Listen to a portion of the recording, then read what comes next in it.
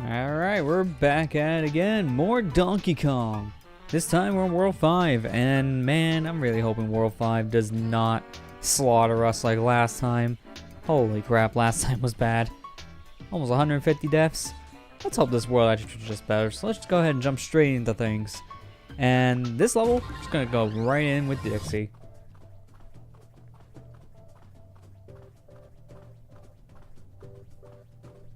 So last world we had was the water world, and that's probably the hardest one in the game in all honesty for hard mode's sake because of how unforgiving it is.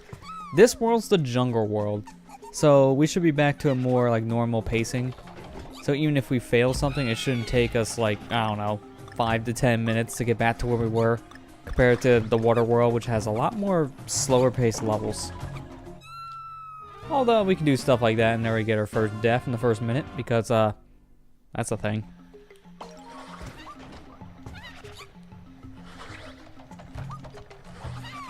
I already know there's nothing there, so I'm just gonna avoid it. Now, this is the world I'm trying to remember where all the puzzle pieces are, because I do know some and others not so much.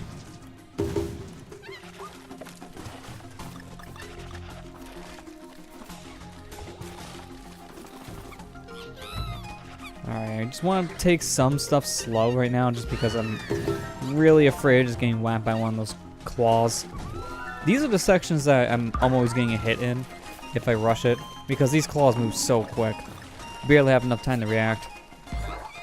Like, you still have time, there's a good, well, visual cue for it, but it happens so fast. If you're not paying attention, you're screwed. Now this guy's nice. His back is all bouncy. It allows me to grab this puzzle piece, and then I can just murder. He served his purpose. I don't know if this gives me anything. I'm just gonna collect all the pieces here. All the pieces of banana. Alright, let's get out of here. I don't know why this section is a manual cannon section. You would think that would just be one of the automatics, because you're going to one place anyway, so yeah, kind of felt weird. Alright, this section I remember having a puzzle piece. This one's kind of annoying, but that's why I came in here with Dixie. It's a little more forgiving. After a while, it'll just shoot out only these spike balls. And they do actually move the cart a bit.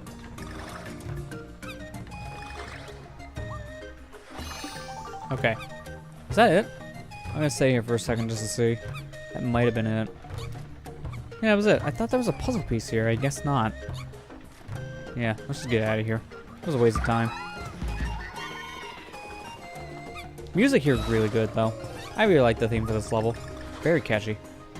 Alright, and this, I'm gonna ride the cart down, grab the O, and just skip the last portion there because, you know, I can roll jump. That's a thing. Alright, get you out of here.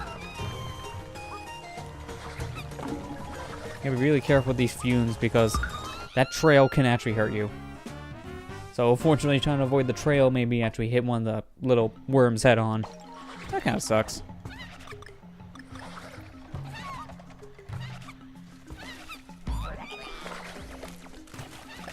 Oh, wow, it was close. You can go through these claws when they're going up at the right moment because you can go right through where the rope is. I didn't think I did that for a second. That's kind of nerve-wracking, not gonna lie.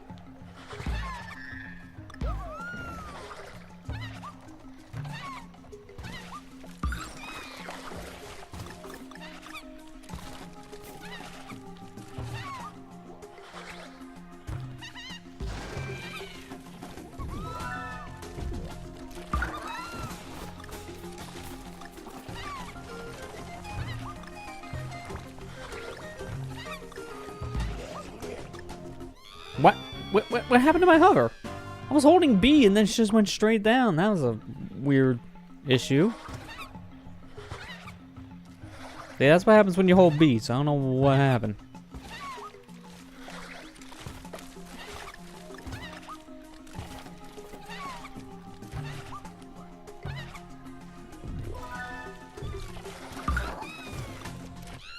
Okay, now that was just me trying to pull back.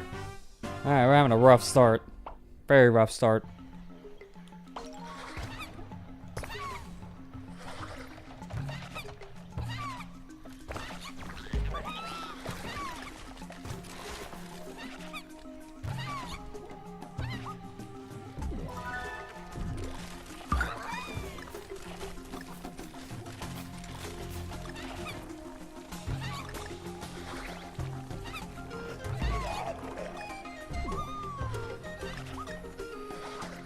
Okay, there we go. We've made it back here finally.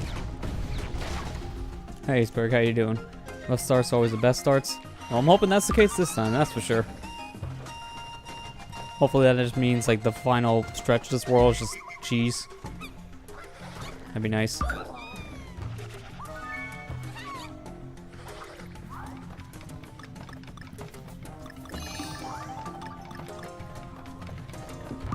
Oh, that was close.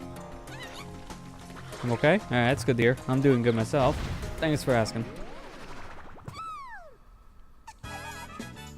Oh, this bonus. This is nothing.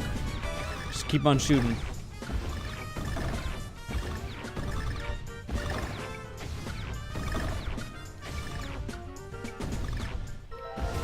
There we go. Easy.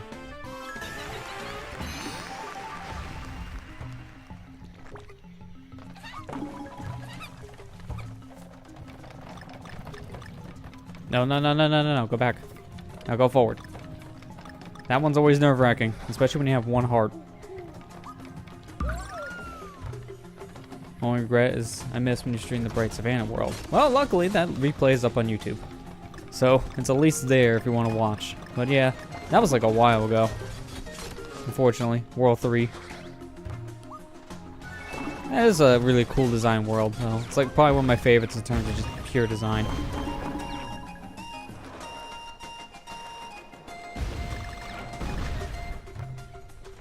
I see you, puzzle piece.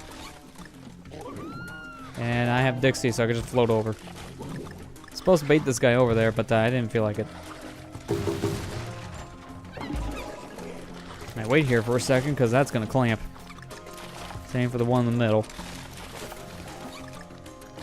Oh, I remember this section. This section's kind of annoying. You gotta move pretty quick, because they don't give you that much time to get through that little section before, you know, death happens. Barely seen that.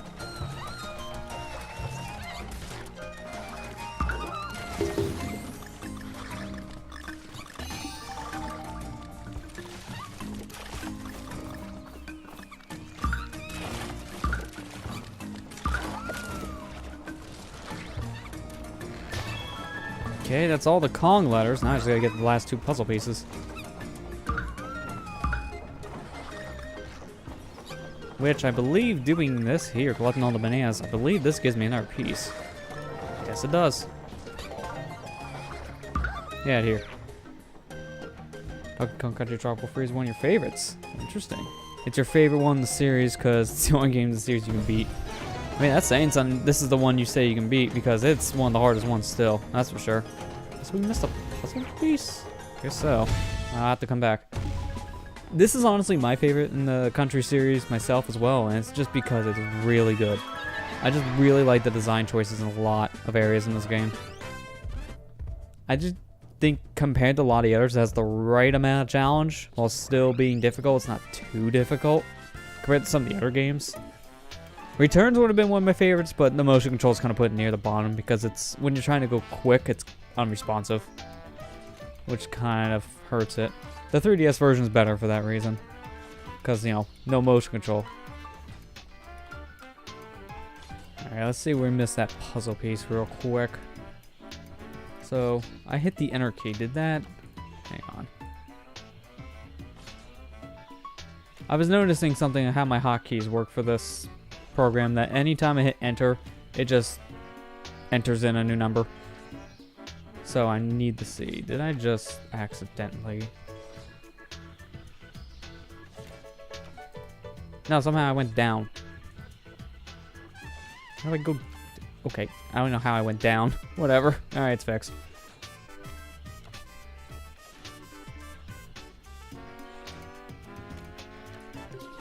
I don't know if we got this one. It's like right in the beginning, apparently, next to K. Guess where we got this, though? We'll see.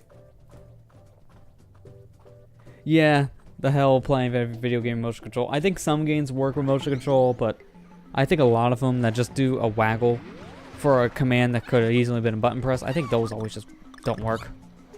That's why I'm not really too big of a fan of the control scheme in Returns, because you really didn't need to shake a Wii remote just to roll. I mean, This proves that you don't. I'm pressing a shoulder button and I'm rolling. They would really need that. And no, I got that one. Oh, this one kind of felt like I didn't get, but no, it's not the case.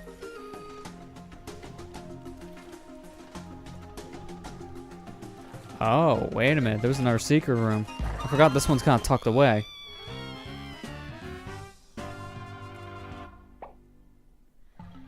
Yeah, I know exactly where this is now.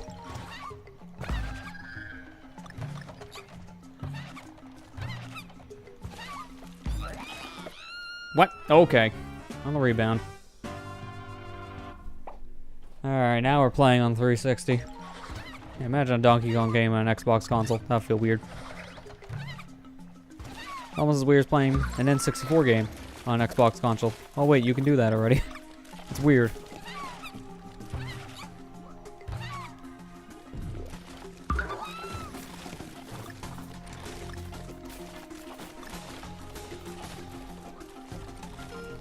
There it is. You have to wait here for a little longer than, like, a second. So, kind of rushed that a bit.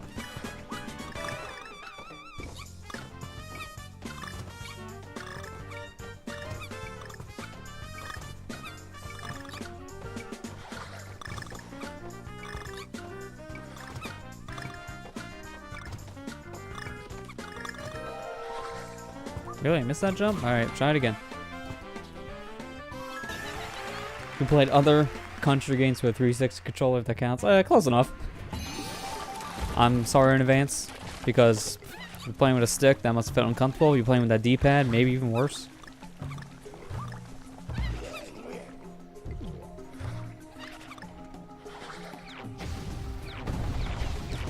I mean, that's pretty much my reason, that D-pad alone. Really? Are you serious? I think Poop Cloud. What was I saying? Yeah, the D-pad alone is pretty much why I use an Xbox One controller on PC now instead of 360.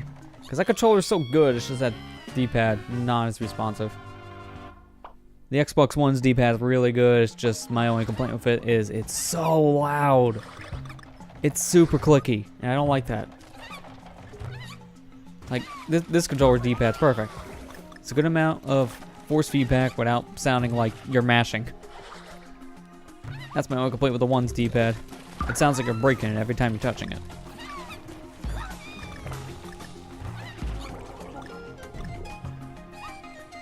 There we go.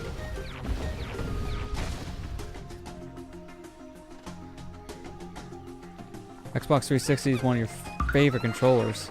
Don't know why everyone hates the analog stick, D-pad, and controller so much. Well, honestly, like, the controller's really good. I think the only thing I ever hear people complain about is that D-pad, only because it's kind of mushy. Which I can see, because I played some 2D games of it, and not as responsive as other D-pads I've played. I mean, honestly, it's probably not as bad as everyone says, because... ah, crap. If you played Sega Genesis back in the day, you played with a mushy D-pad. So, it's no different than other controllers in the past. At the same time, I still feel like a PlayStation controller feels a little bit better for 2D games. Kind of why I use a PS4 controller for 2D stuff on PC and Xbox One for 3D. That weird, like, mix. Honestly, I think I kind of prefer the analog sticks on the 360 controller than the Ones.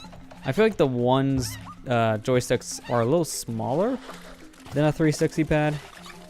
And because of that, it feels good, but it doesn't feel as comfortable.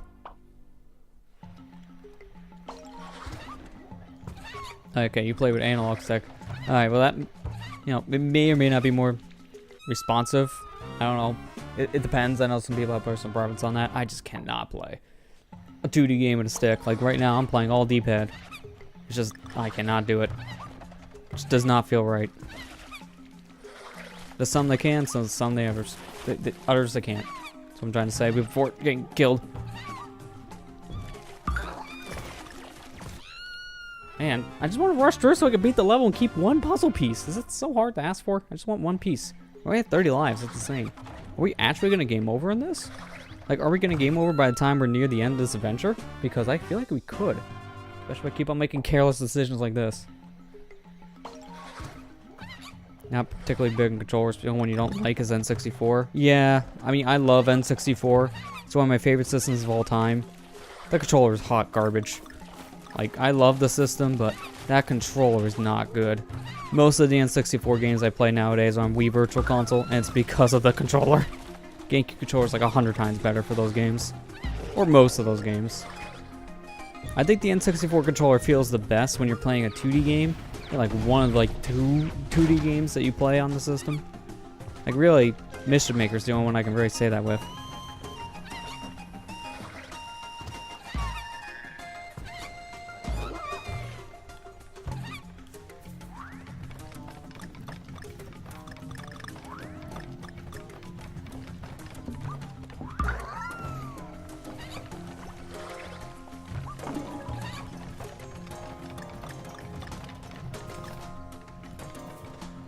That was a little too close. That's also a little too close. I don't like that. I don't like that momentum held. Makes me nervous. Alright, go, go, go, go, go.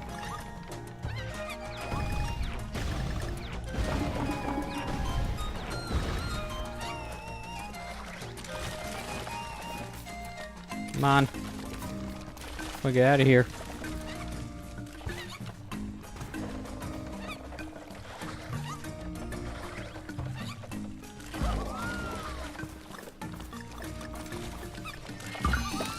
Oh! On the rebound.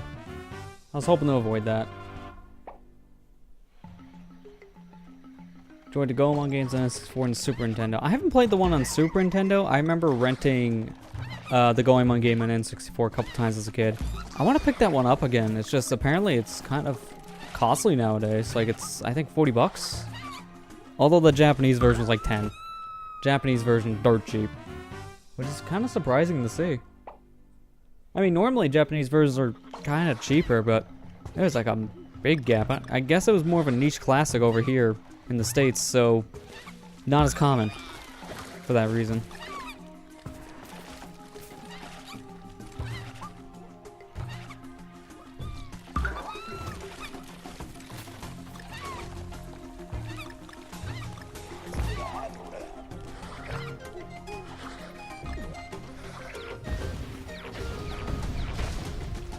Yeah, Nintendo and emulators right now, kind of weird situation.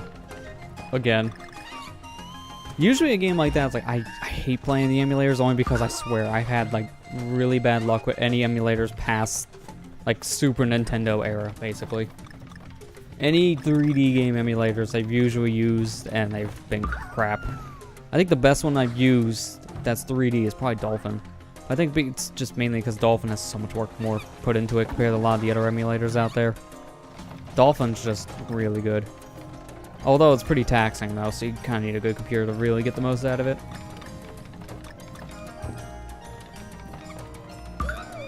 I've been really debating this one in my mind if I should pick up eventually a Nintendo 64 flash card. Just to play a bunch of games off an SD card, but man, they're so expensive. Like the cheapest one you can find is like $100 and I'm like, yeah, I don't know about that. I normally never paid that much for flash cards. Like my DS one I bought years ago was 20 bucks. It's the same cost of an actual DS game nowadays. I wish more flash cards can be like less than 100. And I might actually buy more.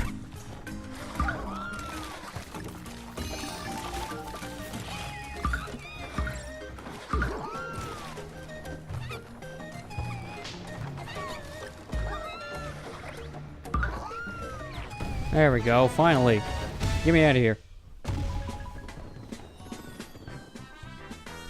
Oh, for one puzzle piece. That took way too long for one puzzle piece.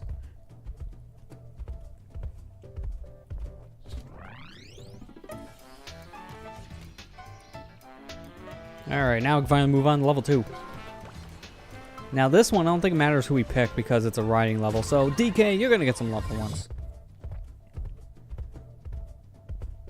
Is it true after this world, you have 2 more worlds left, including Secret? Yep. After this, World 6 is technically the final world in the game. And then there's 3 more levels after World 6 for World 7. So, really after this session, we may have 1 to 2 more sessions at the most. Like, there's really not much left of the game. So, yeah, we're getting near the end.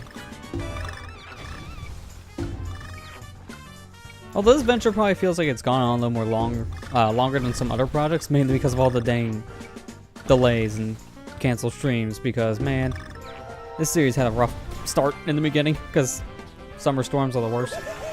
Then Nintendo Directs happen.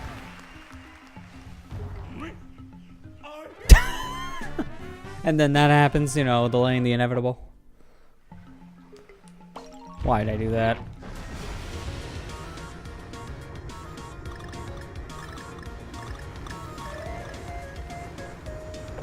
That orange looked like it was gonna split in two. All these oranges technically do. I think I already missed the puzzle piece. Yeah. I think I already missed the piece. Kinda wanna kill myself already, but I'm also... Okay, never mind. We're doing it anyways. I didn't want to do a suicide on purpose. And then, you know, terrible rocket barrel physics happened, just pushed me down, so yeah, there we go. Oh, really? Iceberg, you're one of the people who really like these rocket sections. See, I like the idea of them, I just hate how I get control. Like, I don't like how the momentum works on this thing. It's a little too realistic. That's my only complaint with these. Other than that, they're pretty cool. Visually, they're amazing. Especially when they pull the camera like this back. It's nice. I just wish I wouldn't go straight down like this. When I tap A, I barely move up.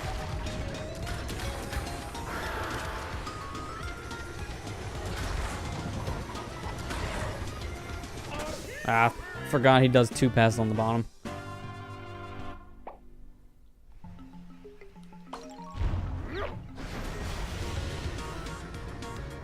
I think I remember there was a glitch in one of these. I think it's the one that has water in the beginning section. I think there's a way where you can like delay getting on the rocket so the camera stays in the very beginning section when you get on it, and you pretty much do most of this level blind. I don't know if it's this level or one of the earlier rocket barrel levels, but I know one of them there's a glitch. I think it only worked on Wii U. I don't think it's working here. We just play this entire thing blind. That sounds like the worst. If you want a true challenge run, well, do that.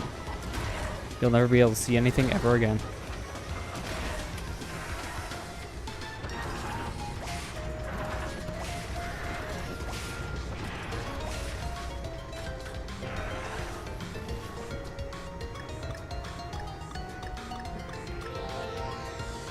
Oh, really? Are you serious? How far away was that? Like a 2-3 pixel width? I could have got that. Come on. How did I miss the puzzle piece? Oh, I've never had that happen before. When you collect the entire trail of bananas and you just whip it. That's the worst feeling.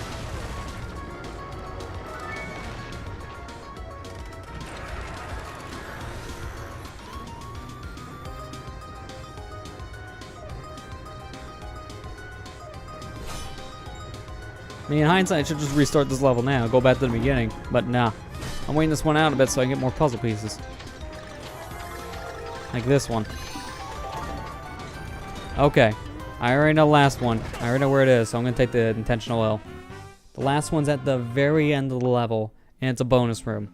So, yeah, I'm not going through all that just to have replay the entire thing for one piece. Not a good idea. Oh man, I'm so mad. So mad. How did I not die? My hair like skiffed through the orange. Got orange in my hair. A little messy.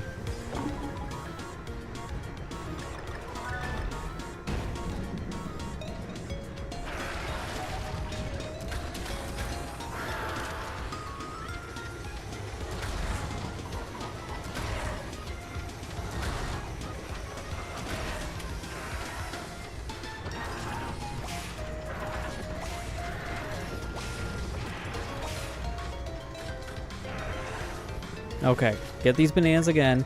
Do not miss the puzzle piece this time. Thank you. I almost missed it again, too.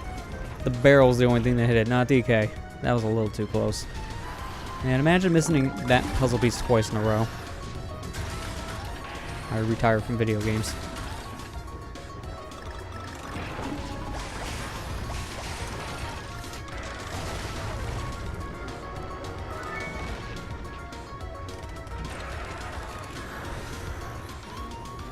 Oh god, way too close.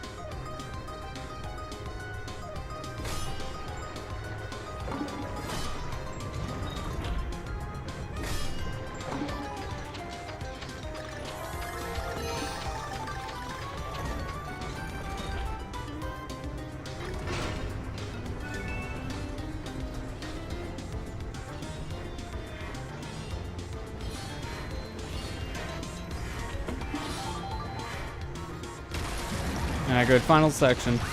We're just gonna try to push everything down on top. Just gotta worry about this stuff now. And all the fruit.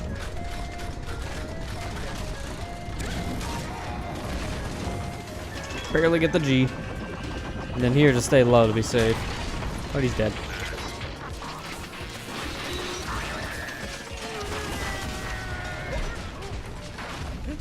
Okay, whatever you do not go in there. Roll jump, barely missing the barrel to get to the secret one. Man, if I hit that, I would have been so mad. I've done that once before in this level too, so I don't want to chance it.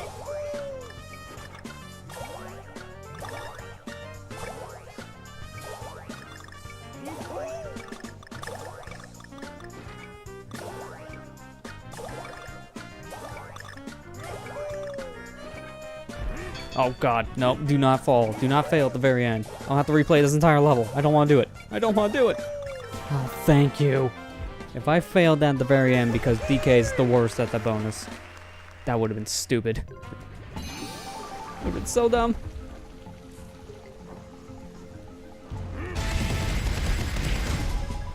Well, that was useless. I already have max coins. Why? What have I been up to this week, you ask? Well, mainly just working on Super Mario 64 videos. That's about it. Not very much else has happened this week, 'cause it's been a week off, so I've just been doing some work at home, catching up some personal projects. It's been nice. Nice to have some time off. How about you? What you been doing this past week, Iceberg? And same for the rest of chat. How's this week been for chat?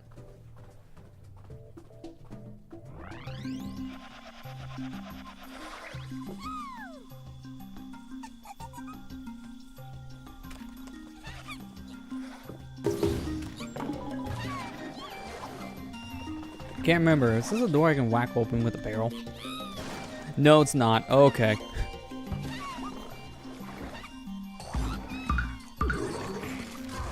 Looking for more work. Got rejected from a job. Oh, that's sorry to hear. Hopefully the interview you had tomorrow goes over well. It always sucks. I'm getting turned down with a job like that. So I'm really hoping that doesn't happen again soon. Oh, really?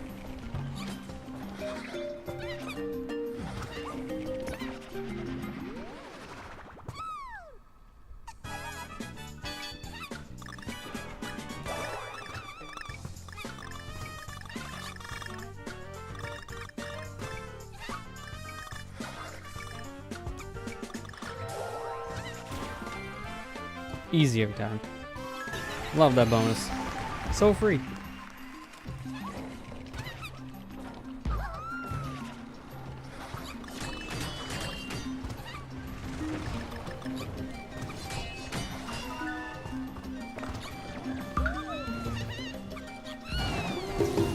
Yeah, multi-hit enemy, meet DK barrel. The one use it has in this level right now.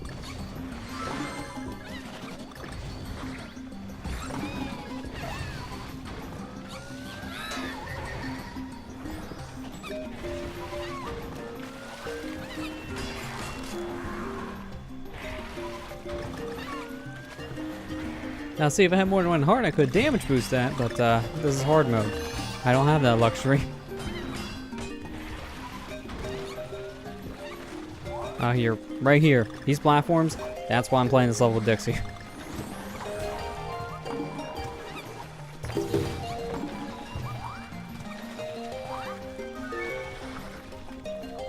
Okay, that platform took forever. I was waiting and hoping that a puzzle piece pops up because I know one of these sections, one of the platforms spawn with a puzzle piece on them. I couldn't remember if that was it or not. Also, that looked goofy.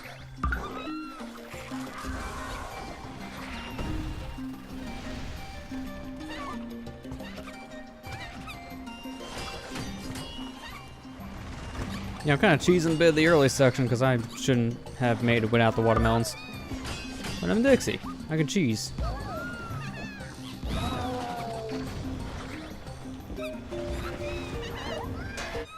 Oh, come on. A double KO.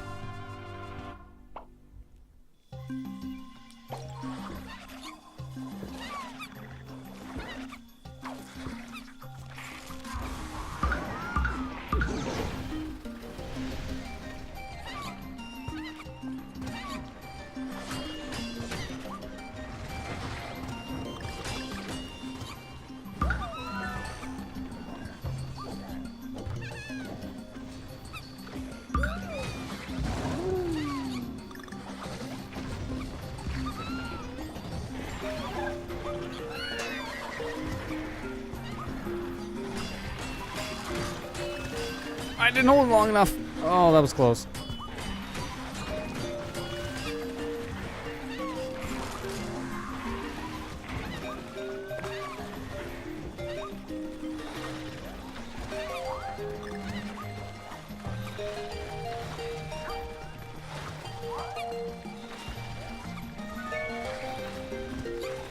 Okay, this is not the section I was thinking that has a puzzle piece. Probably the next upcoming ones.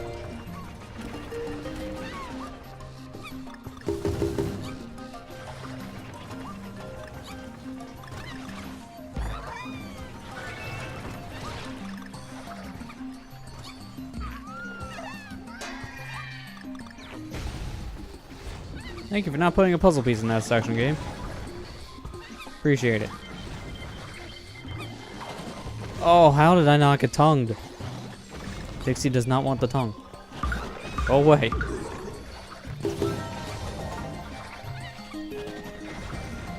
Oh, I remember this. Yeah, this is one of those levels that has a secret exit. So if you want to go to 5A, go that way.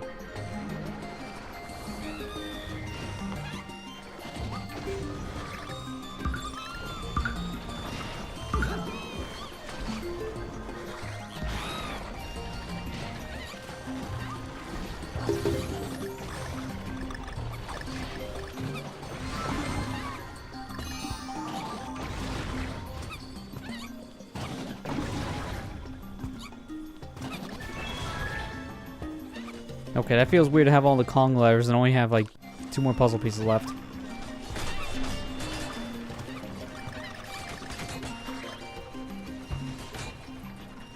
A pole. There you go. I love that gag. The cannon does not really shoot you high enough, so it's just kind of a waste.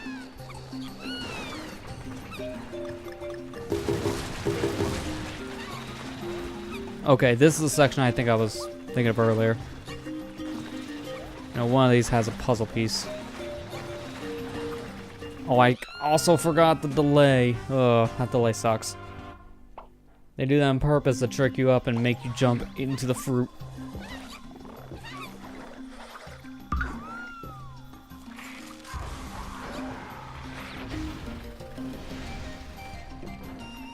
Speaking of Kong letters and the puzzle pieces, I have thoughts about the Nintendo Switch Online. I like the relevance. I mean, it's on Nintendo, so close enough.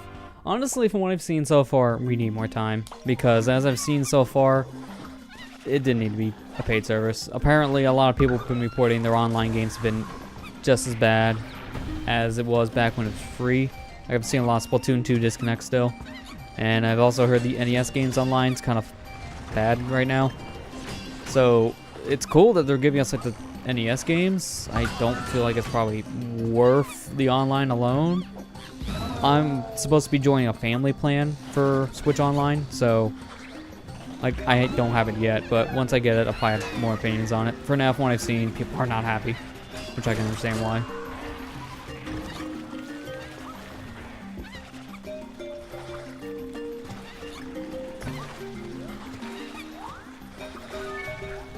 Oh, I thought I could make both the O and the cannon. I guess not. No bear blasting for me today.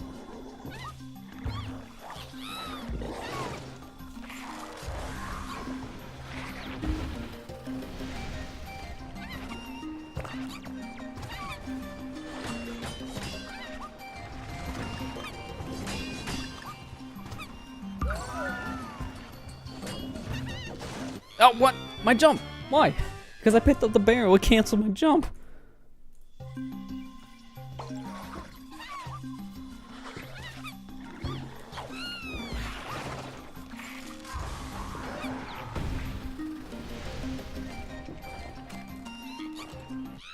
Really? I mean, that makes sense, but I never got killed from a watermelon before, so I didn't know they would kill the watermelon. What the hell? Watermelon kills. Alright, good to know. I'm never buying it again. Always knew it was bad for you. Oh, I didn't know you had to step away for a moment because of a phone call. What I was pretty much saying about the online thing, Iceberg, is like right now, it's really early to say how it is. I just know a lot of people are not happy about it. Because it's, right now the games don't really seem to be playing better with the paid online service, and people are just complaining it's like it just does not feel worth it right now. Especially with the NES games, people are mixed on that. I mean, I've seen online disconnects to a lot of Splatoon games and the NES games having some weird quirks. So it's kind of early. Right now, I just don't feel like it's worth it yet. Like, it's worth it only if you're playing the games online, not worth it for everything else. Because everything else seems kind of bugged. Not very surprising with Nintendo, to be honest, though. Kind of expected. I'm supposed to be joining a family plan sometime soon. I need to get online before Saturday, though. Before the Splatoon Splatfest stream. So I'll have more thoughts on it probably by then, because I'll be needing to get online to play an online game. So I'll have an idea by probably Saturday. I mean, I don't give a crap about the NES games, because most of them I own on so many different platforms. Hell, I just bought an NES Classic a couple months back. So I already have most of the games that are on the service on just that little box. Yeah, I hear a lot of people are kind of in the same mindset as you are right now, Iceberg. I think they're waiting until Smash to pick up the online, because most of the other things out there, some people just don't really think online's worth it for yet. I think the only game I'm really hearing a lot of people say they're getting online for now is Splatoon. I don't really hear anyone say that for Mario Kart or ARMS or any of the other online-based games on Switch. Although, if it's a free-to-play game like Fortnite, you don't need online, because it's already a free-to-play game.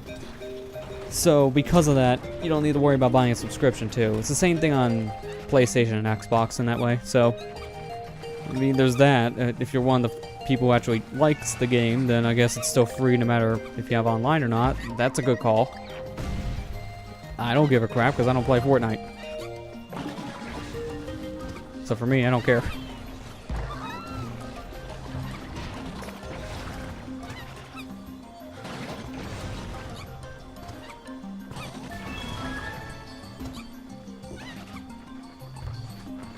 Okay, wait.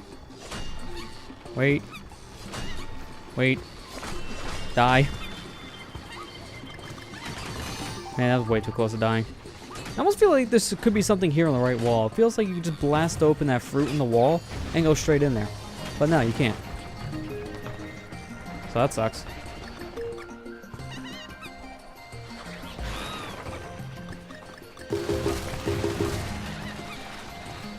Okay, remember they tricked me out here. Oh god. Oh god. Heart attacks. Having the heart attacks.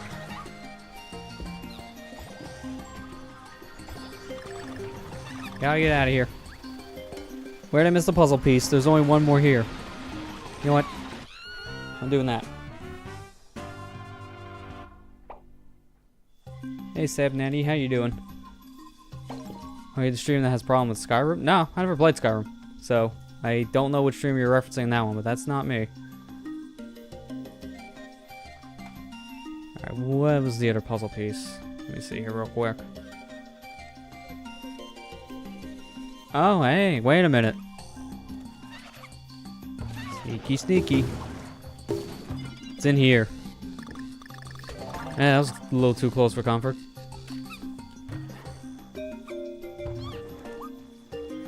You don't play Fortnite, but you play TF2 and Overwatch, Iceberg. You see, I feel like they're kind of different games. I don't blame you. Because Fortnite is one of those, like, multiple competitor games, while Overwatch and Fortnite is a lot, like, oh, like, they're, like, two completely different styles, I feel like. So I feel like, you know, if you like maybe up to 16 players, it's way more manageable. Like, I don't know, I'm more of a fan of those kind of games myself. Like, team-based games, sure, but the big, like, open-end thing, yeah. I don't know, it's one of those games I would just try to play with a group of people just to get an idea, but I have no interest because I'm sorry, burnt out of hearing about it. It's basically a meme game to most people now.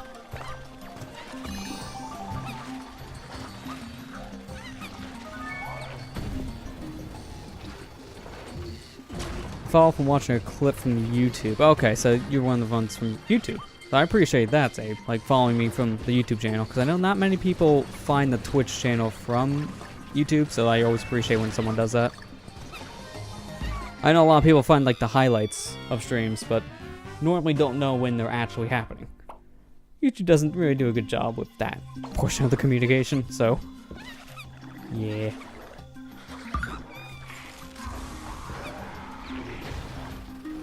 Die too quickly in Fortnite. Yeah, I feel like that would be my problem too, because I'm horrible at FPS games. I've seen some of my Sly Cooper iceberg. Oh, nice. Hopefully you're enjoying the playthrough so far.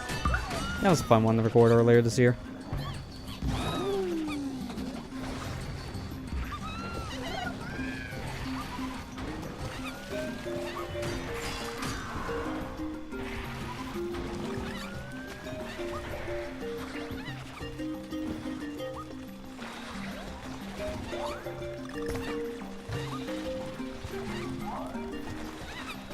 Okay, made it.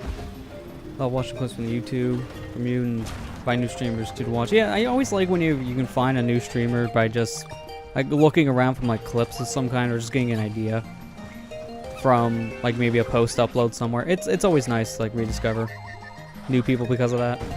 It's fun. I've had some streamers I just found because of like just maybe a clip I've seen on YouTube or something. So I'm glad to see that it's also a thing that you do there, Save, and I'm glad that worked out. That you found this channel because of that too. It's always cool when I hear someone say they like how they find the channel.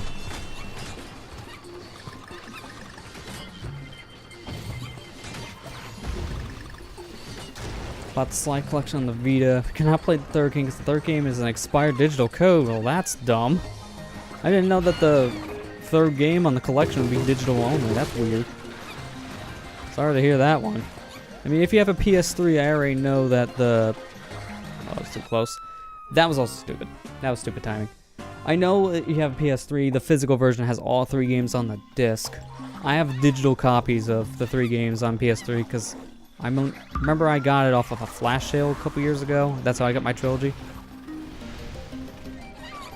Sly Cooper games nowadays like super cheap no matter how you buy them. Because I'm seeing the PS1 game still going for brand new for like maybe 15 bucks. It's insane.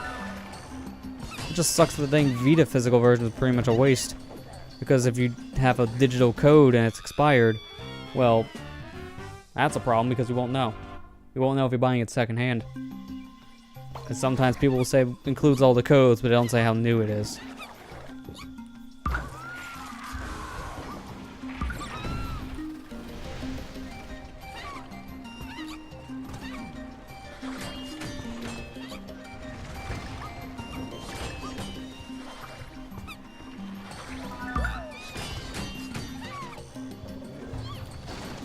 I jump, please.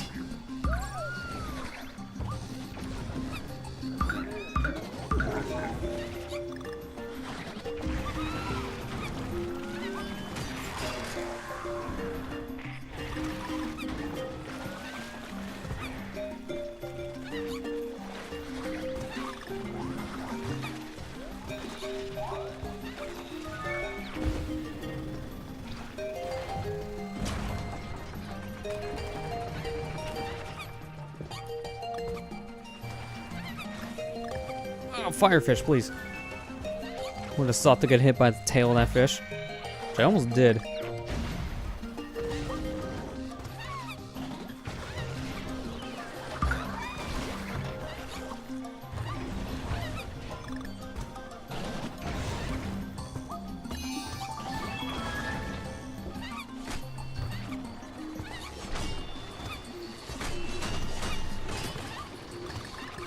Okay, we're good.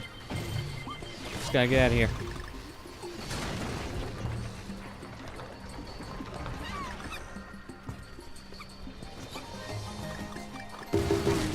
Now let's not get clipped from a fruit again.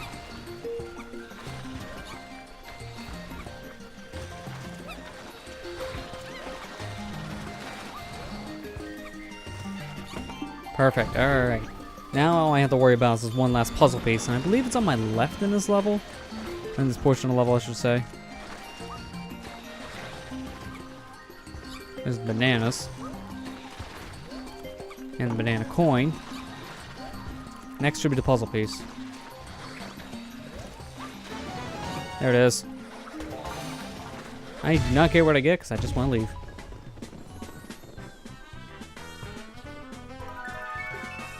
This world makes me want to eat mangoes, peaches, grapefruit. Yeah, all the fruit makes you hungry in this world. Just so many good fruits. Like me, a good, like grape or peach. Be great to have something like that right now. All right, let's do 5A. It's like right here. It has bees. All the bees. Why not? Cranky gets some bee love.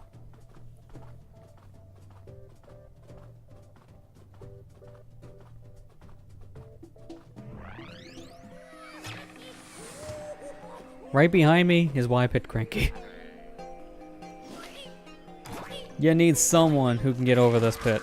The only one capable of doing that, Cranky. Or, you know, Funky if you're playing in Funky mode. But I'm not. So Cranky.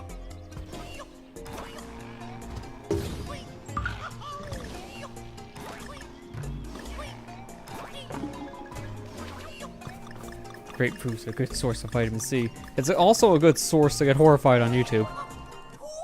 Do not look up the grapefruit method. Do not do it. I had a friend show me that in college and I was horrified. Like, are you showing me this again?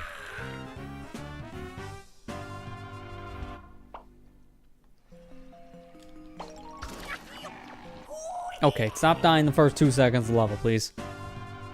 Just gotta shake off the bad. Gotta shake it off.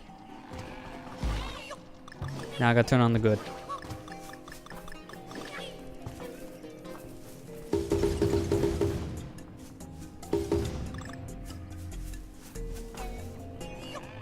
What did I study in college? I was majoring in computer information technology.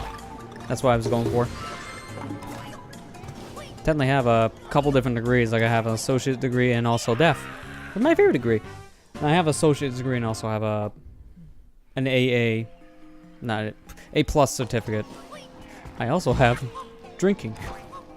College makes me drink. Crank would be the one I would imagine having an AA degree. Just having a bottle of booze in his hand all the time. I don't know. He just seems like the type.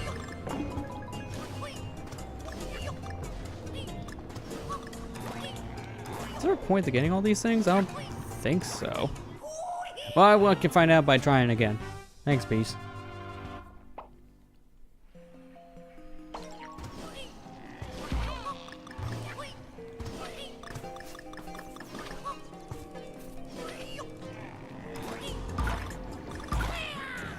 Well, I'm not getting that.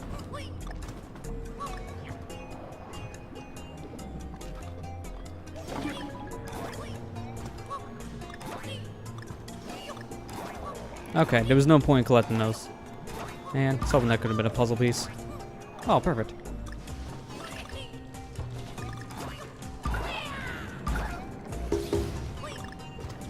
I have a bachelor's degree in information technology. Study for my A+ certificate since I'm having issues finding work. Yeah, see, that was pretty much my problem once I got out of tech. Like, congrats, by the way, of getting a bachelor's yourself, because that's really good. At one point, I would like to maybe like finish a bachelor's degree because I'm kind of close. It's just also, yeah, like it's time, money, trying to find a job, all that kind of stuff in the field. It's just, you have to like weigh it out, and right now it's just not very worth trying to finish.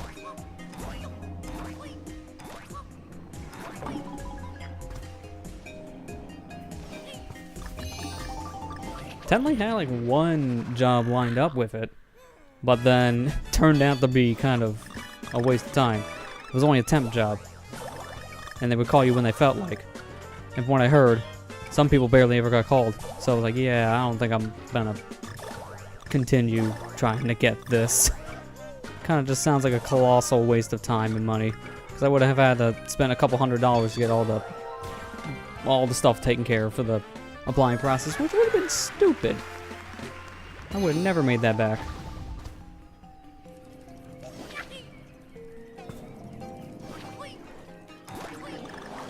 Oh god, I'm so glad I didn't go through the tongue. If I couldn't go through the tongue, I would have been in a world of hurt.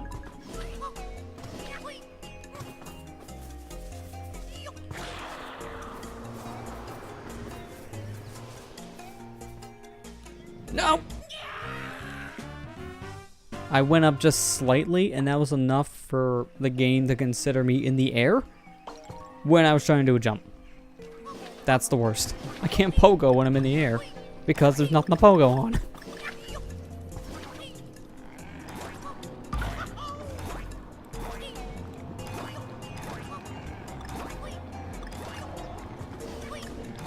Also have a conflict resolution certificate. Expired and it has not helped much. You see, I don't think I've heard of that one. I mean, it's sad to hear that expired, but yeah, I don't know if I've heard of that one before.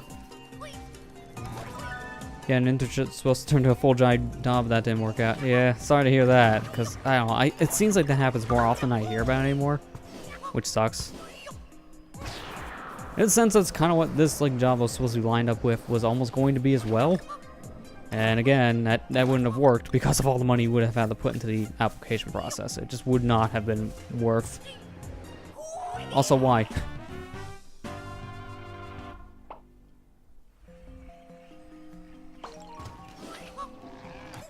Okay, really?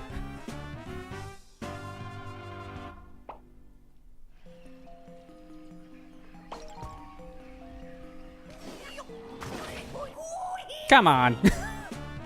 I love him, he's stunned and he still hurt me. Used to enjoy playing the pogo stick when I was younger. I don't think I've ever pogoed. I've done other things. I've tried the skateboard and also like used rollerblades, obviously ride a bike, but I don't think I've ever done pogo. I mean, it looks fun. And Cranky always has a blast.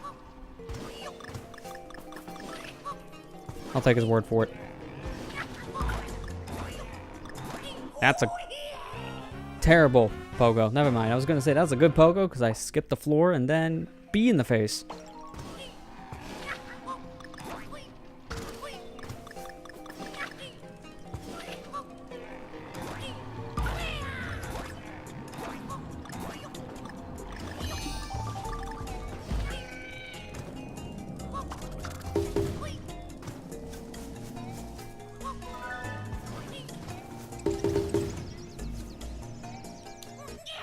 Oh, come on. I did not like the place I stopped that hamster in.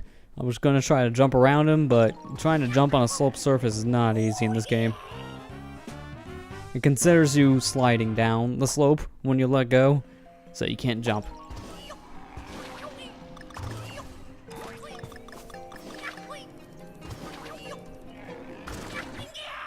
Bees, please! Well, we made it to the 400s. I don't know if that's a good thing or a bad thing. Probably a bad thing from my part.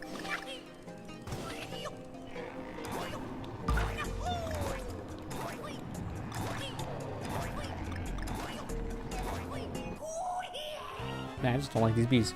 I think you have a mouse infestation. Oh, hopefully not. Hopefully there's no mice in the house. If so, that I know for a fact that's already a pain to deal with. My grandparents had like a couple mice in their house once, and it was not easy for them to get them out. Took a bit. So hopefully that is not the case.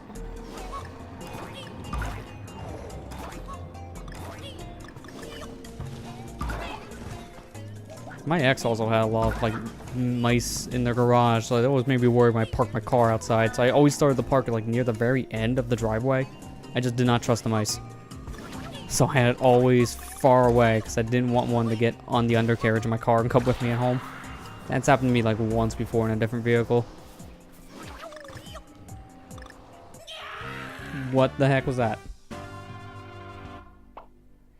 Since last August, been catching at least one mouse in the house per week. Caught one earlier today. Wow. Man, that's not good. Hopefully there's not more where that came from, because that doesn't sound good. You find like one a week. That's a lot of mice.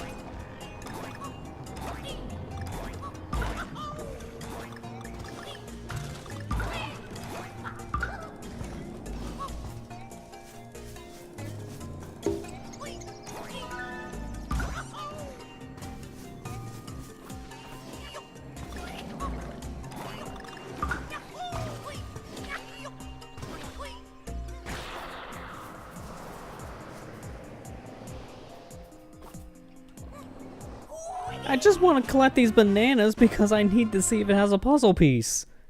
That's so hard. Come on. Apparently it is so hard. B. I hate this 1B. This 1B is the worst thing. It's like dying to the first Goomba in Mario 1. And it's because you want to go fast.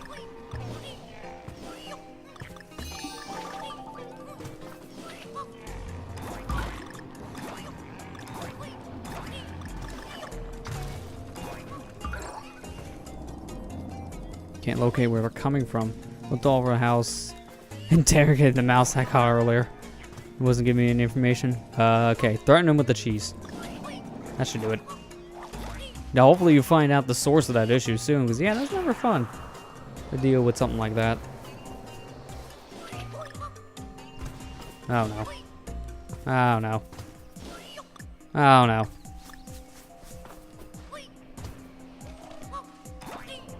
Oh, no. Oh, no.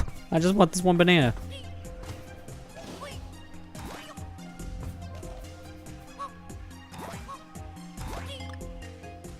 I killed myself this many times for nothing? Are you serious? I hate it when that happens. Hey, Zero, how you doing?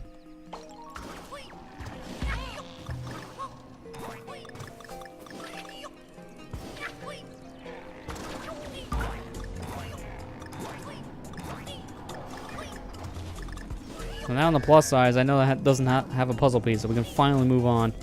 Man, I hate it when that happens.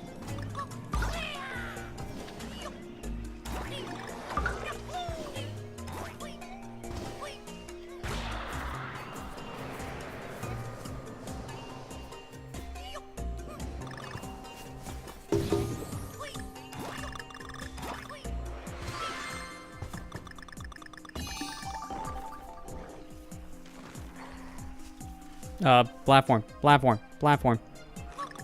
Don't like waiting that long. Makes you a little too nervous. So nervous you do stuff like that.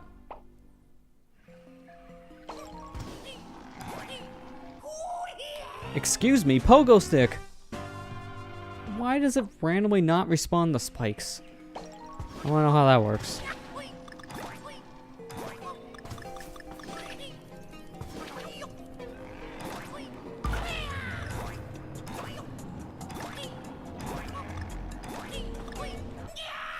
God, come on.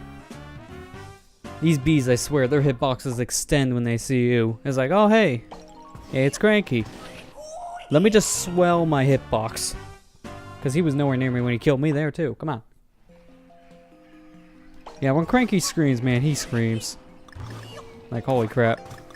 This dude's afraid of death.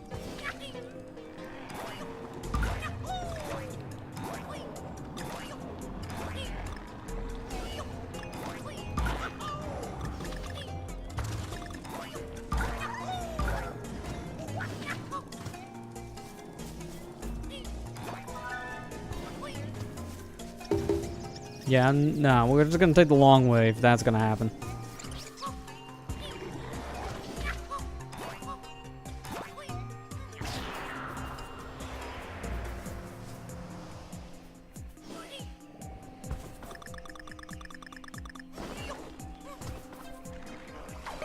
Oh, no! Ah, God, that was way too close. If I didn't mash quick enough, he would have actually started to do damage. So that's scary.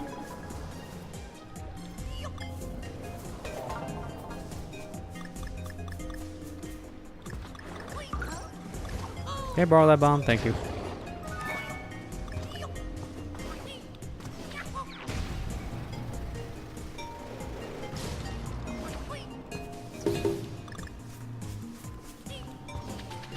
You would think the plant would have the bonus, but no. It's a natural bonus room. It's one of these. This one kind of sucks if you're not Dixie. Or even Diddy. It's just kind of takes forever. Although with Cranky, you can kind of recover a bit. Still more fun when you're doing this one with someone like Dixie.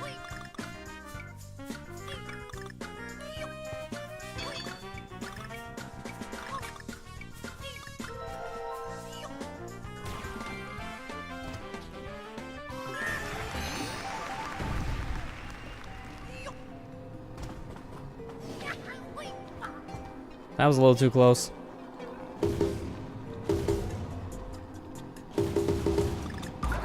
Okay, when I first played this level, I did not realize you need to bang on these platforms that you're riding with the bees.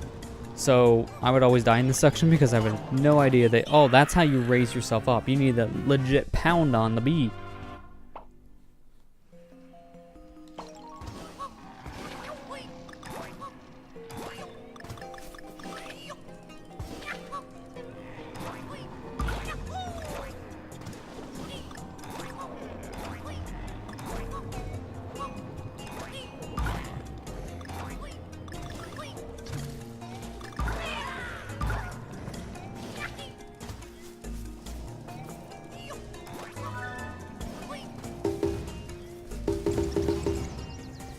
Hilly.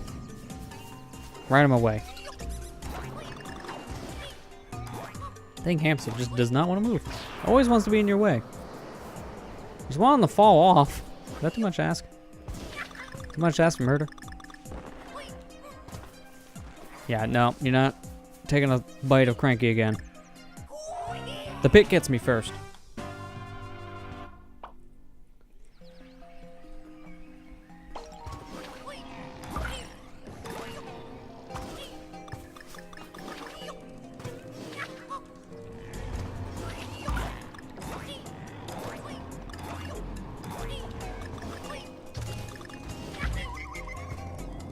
I have no idea why. I know this is a level that's supposed to be more referencing a level from Donkey Kong Country 2.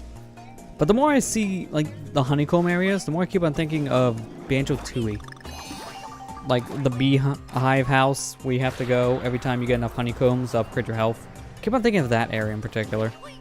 Even though this is supposed to be a reference to the bee levels in Country 2, I am not thinking those levels at all. I mean, to be fair, Rare made both Country 2 and Banjo-Tooie, so not too far off with the developer thing. I'm just way off when it comes to the gameplay thing.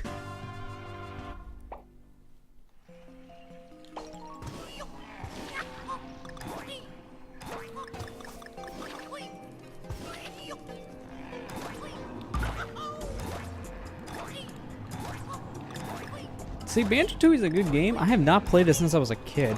I think it's mainly just because I'm a little worried to go back to it. Like, it is very big, and there's so much backtracking. I'm just afraid of, like, putting it down for too long and forgetting what to do.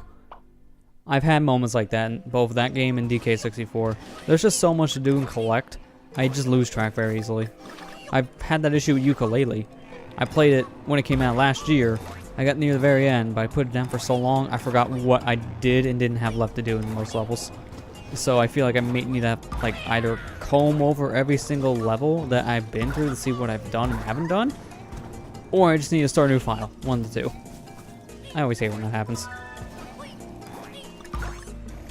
I mean, it happens to me all the time in an RPG. I'll probably need to replay through Xenoblade 2 if I want to pick that back up, because I'm only in Chapter 2, but I put it down pretty early, so I don't remember, like, anything that really happened at this point. So it may just be better to restart for that same reason. Just to know what's going on. And know what I have and haven't done.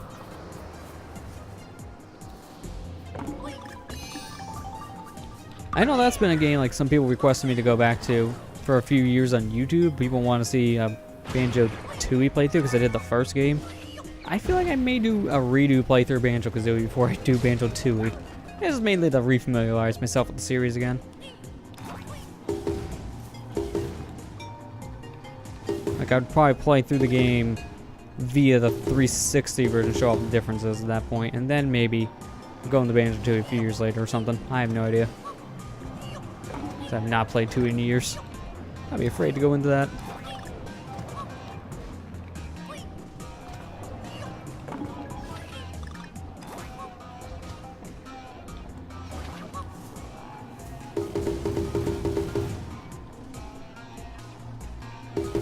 Oh, crap.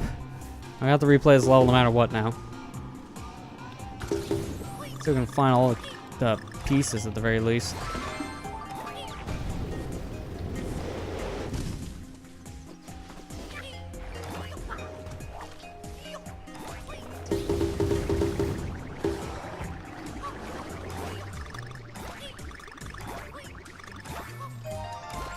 Man, that one's so dangerous again. All it is a stupid coin. Why? Not even there. It was behind him and I just accidentally triggered it.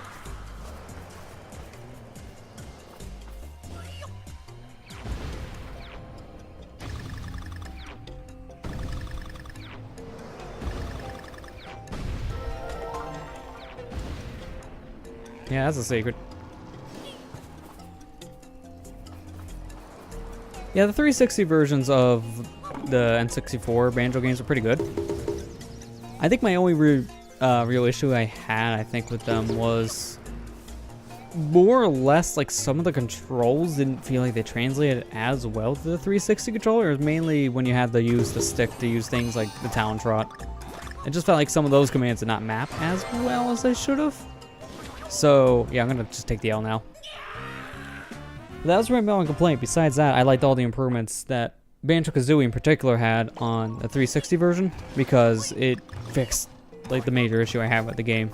The fact that you get to keep notes whenever you die. Kind of a big deal.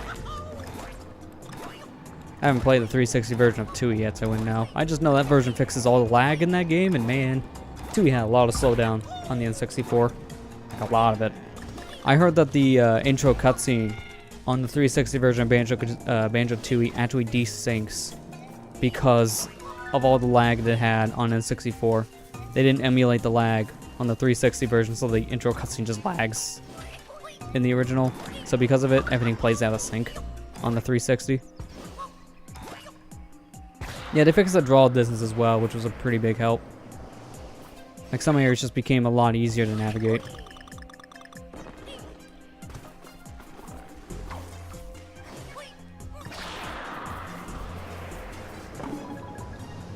Yeah, no, removing the N64 logo made some of those intros feel weird. Mainly the one with Kazooie.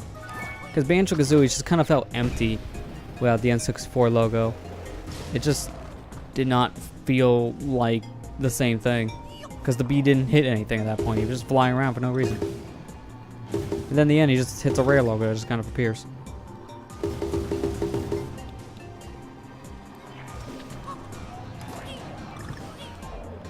No, I didn't jump high enough.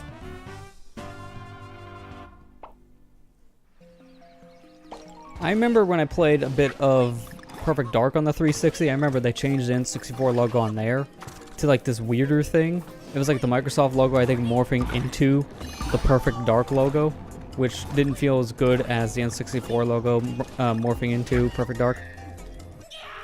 Okay, that was my fault.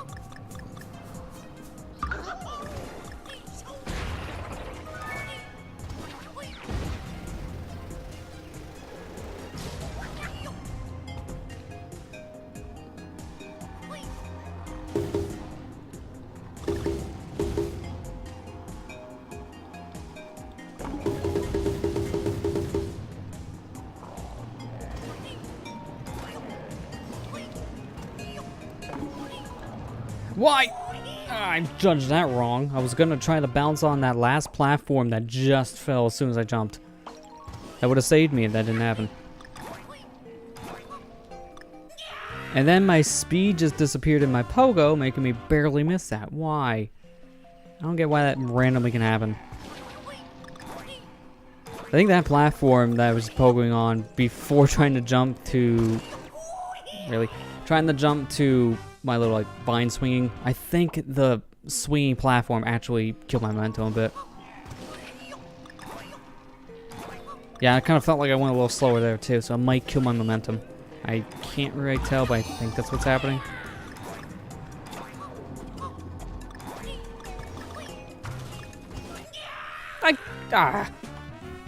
Really? Now we're gonna have the nice number? Well, time to smoke weed every day. Obligatory 420 joke. It's in the contract.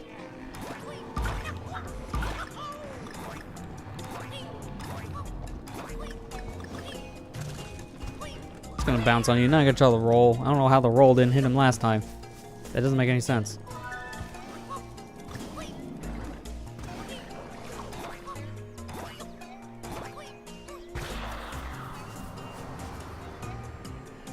What if I put grapefruit and salad? Well, then you get a pretty good salad. Hey man, fruit and salad. Never judge. That'd be the good stuff. Once in a while I'll put like apple in mine as well. But that's a good fruit to have in a salad. You always get like a little thing of oranges you can put in there too. Just have a little sweet. Just don't want to put anything bitter in the salad. And you may regret it. Friend was born April 1st. Well, I'm sorry. I guess your friend's now a joke? That's just insulting. Man, imagine being that guy. Being born on the joke day. No one ever takes you seriously when you say it's my birthday. Everyone just thinks you're joking around. And that's not the case. It's literally your birthday. Just no one believes you. You're the worst.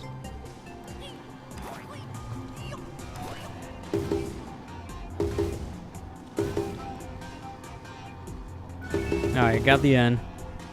Now I just gotta get the G and get out of here. Alright, Sabe. Have a good night. Thanks for stopping by.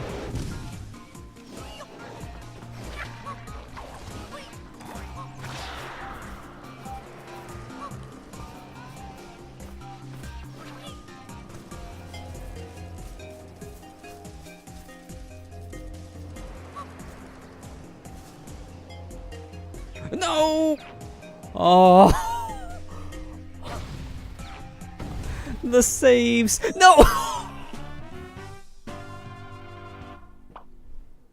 Did I say the saves? I meant the regrets. I meant all the regrets. Now I'm sad.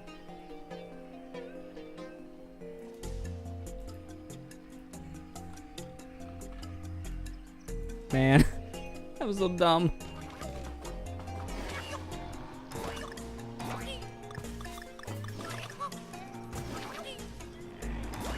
I may go back and clip that one later, honestly. If people can clip that now, I appreciate it, because I want to see just what the heck just happened there. Like, my jump didn't work when I was getting off of the moving vine platform. I don't know what happened to it. And then I get the best save in the world, followed by the worst idea in the world. Shooting early. Shouldn't have shot early. That's so horrible.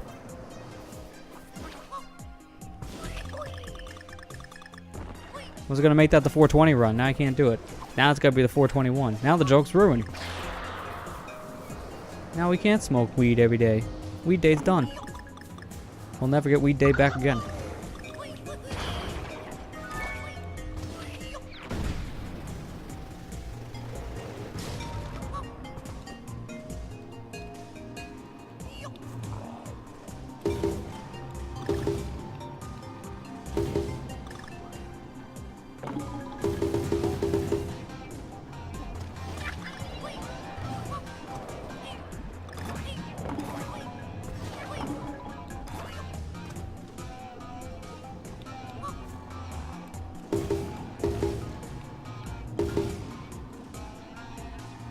Really? Really? You gotta taunt me like that? Like, oh, you're so close. You're right here next to the end. Let me just move the end down. Also, I hate it when I hit my pop filter over my signature just trying to scratch my dang nose. Fine. I'll have to fix it here in a second.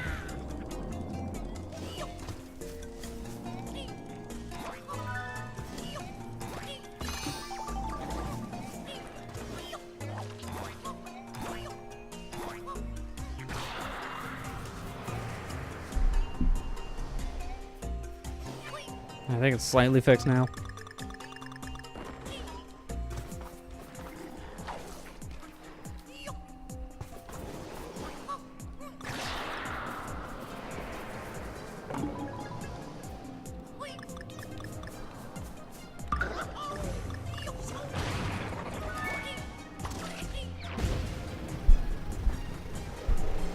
Okay, it should be fine. Sorry about all the mic noises, but you don't really have enough time to mute in that kind of section, so I just have to deal with it. Have to deal with the unmute. And I'll have to just deal with watching that back in the post-upload.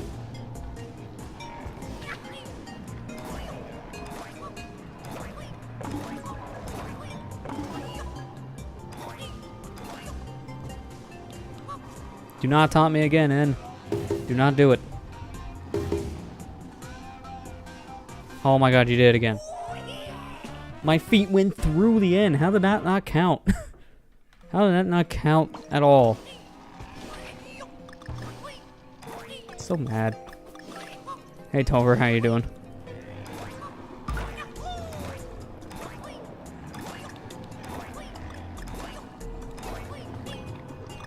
How the heck did I make that? Yeah, whatever. I'll take it.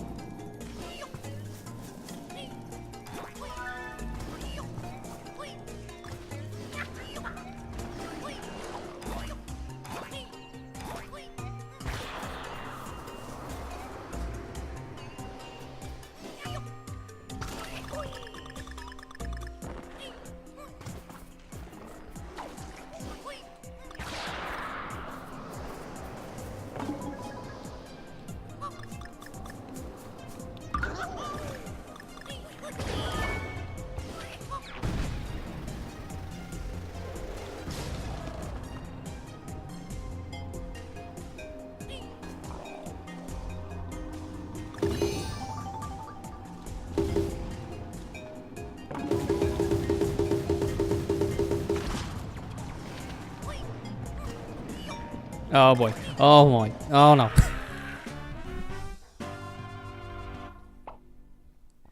All the regrets. All the regrets. More of the regrets. Pretty well. Playing Xenoblade X all day. Well, that's cool to hear. Hope you've been enjoying that time. I've been doing good myself. Thanks for asking. Have you played any of the new Xenoblade 2 DLC out of curiosity, the Toma thing? Apparently I'm getting my copy of the physical version tomorrow in the mail, which would be cool. Basically that'll just mean me putting it in the system to get the points and then not touching it for a while. Because I still need to play through 2 before I play through Toma.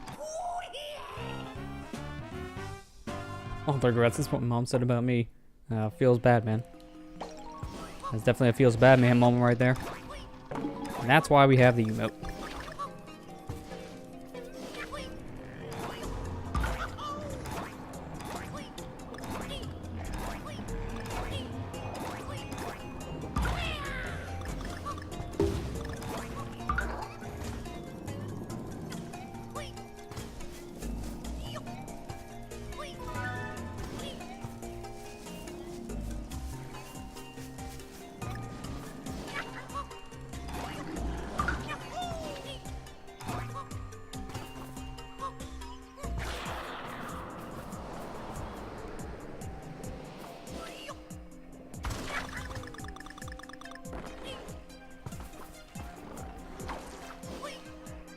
Where did my roll go? There we go. I don't know what happened to it the first time. That was a little concerning.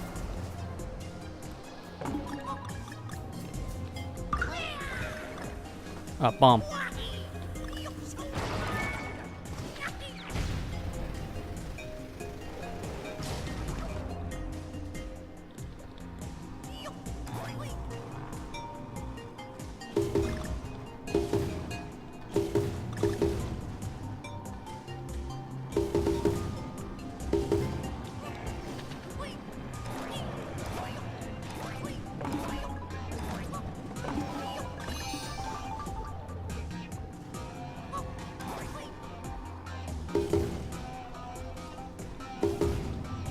Come on, N. Why? Why is this N the hardest letter in the game to get? We got it before. Why can I never get it again? I hate this N. I hate it so much. I think after this, I'll just go buy lives. Just because I'm getting kind of concerned. Yep, buying lives. After this level, I'm filling up.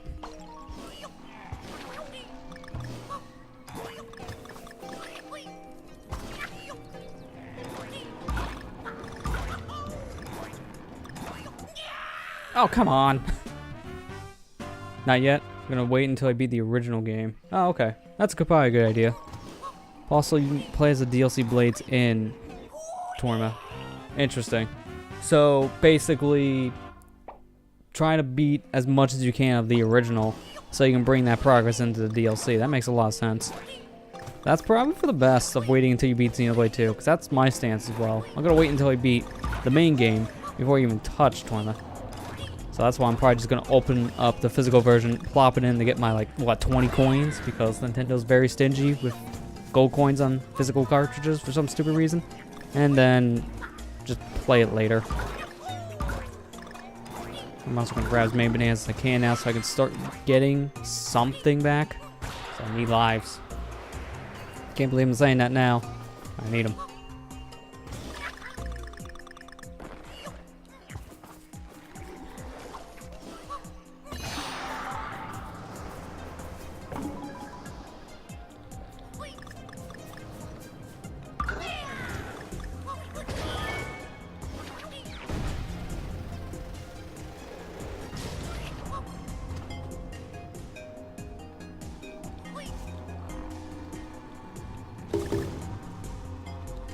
Wish there was a way to like force the pull to be down. Because really, you have to just wait. If we can do that, then maybe getting this dang end would not be the hardest challenge in the entire game.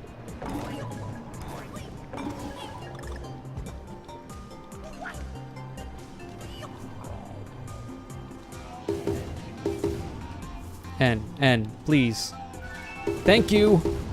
God, that's so stupid to get. I hate it so much. Give me these bananas just so I can get something back. Oh no, that was a life. I could have used that.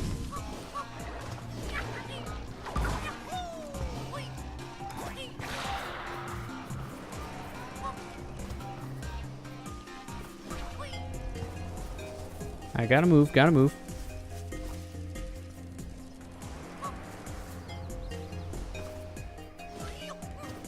Okay, finally, progress.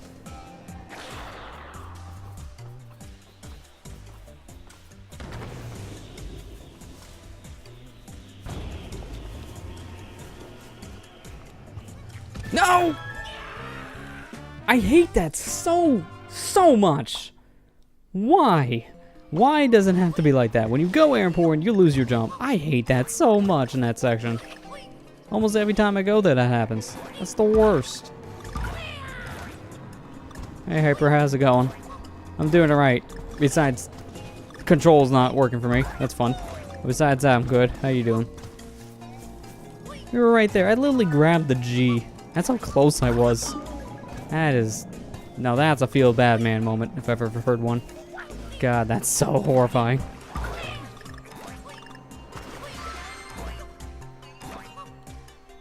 This is the punishment when you're stuck at home at school night. Well, blame Cranky on that one. I never left home. Never had need. Just stay here, play video games. Have a good time. And then Cranky says, nah. Doing good, just got home from work. Oh, okay. Well, that's a good thing to hear. I can relax the rest of the night and watch my torture. The fun parts.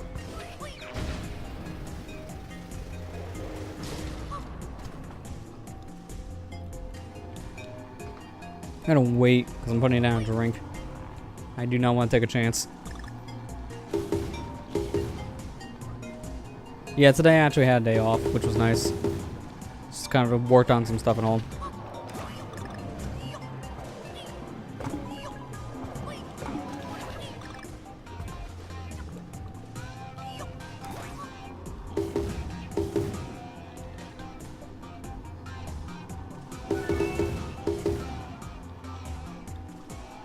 Like, days off are nice. I'm also just kind of concerned because I have like the next 5 days off and that's not a good thing.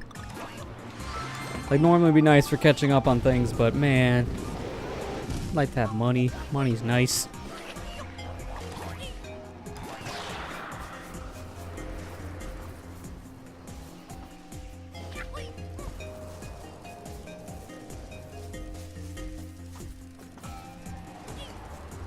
Because I don't work on commission. Yeah, that's pretty much why. I think pretty much all my jobs, like, it's basically you want to do like a pay up front at that point. Not a commission worker, because man, that'd be even worse. Just getting work when someone else feels like it. At that point, that'd be rough.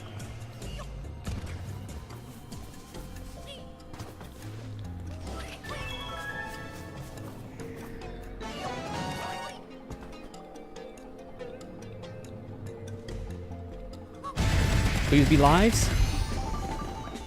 That would have been nice if it was life, not bananas. At least I got one out of it, but still, kind of need more than just banana.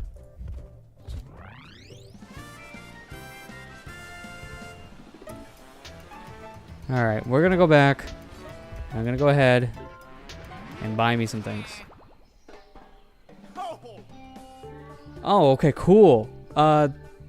Dover, because you're in the chat, I'm gonna give you the heads up. We have Nintendo Switch Online.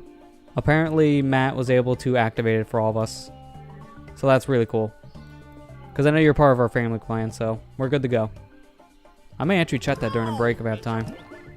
Just to see, like go to the shop or something and take a look. Alright,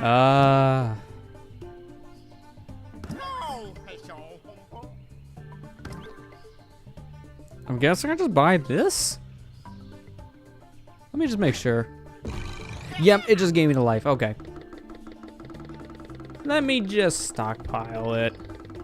Hey Amber, how you doing? Oh, by the way, I was just telling over in chat, but I just seen the message you just sent to all of us on Twitter about Nintendo Online, so thanks for the heads up.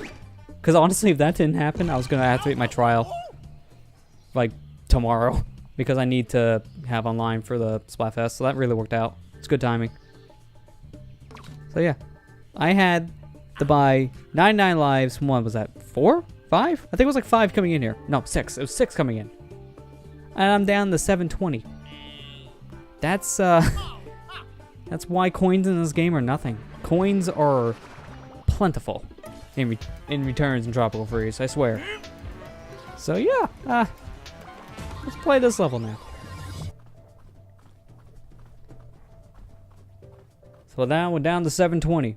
The game's resolution on Wii U, 720p. Sometimes being a tech nerd's a little weird. Oh, might go to the grocery store to pick up some grapefruit later. Well, hopefully you enjoy the grapefruit if you do that, Iceberg. This level, the whole world in general is just, I know, making you hungry. I can definitely see that.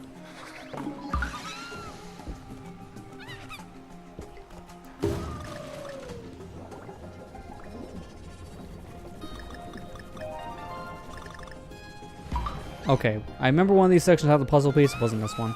Oh, this level! No, I remember this level now. This is the level that has the unavoidable puzzle piece. I'm gonna bring it up, what I mean by that. This level actually does have a puzzle piece that is next to impossible to avoid. This was a pain to prepare this file for this 100% mode run. Because I wanted to prepare a file that had all the levels beaten so we can play in hard mode. But to try to do it while missing one specific puzzle piece took me like over an hour. This one level took me over an hour to avoid a puzzle piece. It was that dumb. Because I don't want to have a transparent puzzle piece come in for this challenge. It just didn't feel right. I'm going to explain it when we get there. But it's so stupid. It's the one puzzle piece you should never miss in the game unless you're like me and intentionally trying to miss it. It's insane.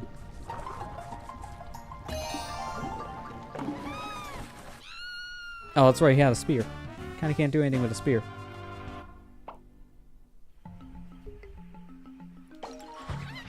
Yeah, no. Catch it back up in chat. Like, thanks again, Amber, for letting us know. That was a helpful thing, so I'll just work out the details now for that.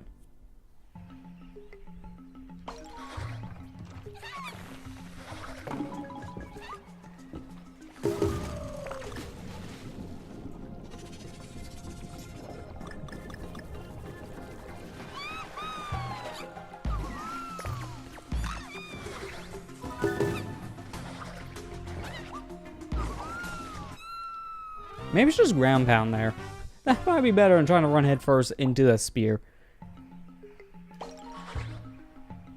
Been keeping up to date with my Mario 64 Let's Play. I'm kind of surprised you're doing an LP of Mario 64 since the billion walkthroughs or Let's Plays in the game. I'm glad you're still enjoying it, even though I know it's like one of the most popular games. I mean, hell, I did Ocarina of Time. There's really no excuse why I can't do Mario 64 for the same reasons. I was really in the mood to play it. I was like, why not? I'm gonna play it. Like, when I recorded it, I was still in like a Mario high.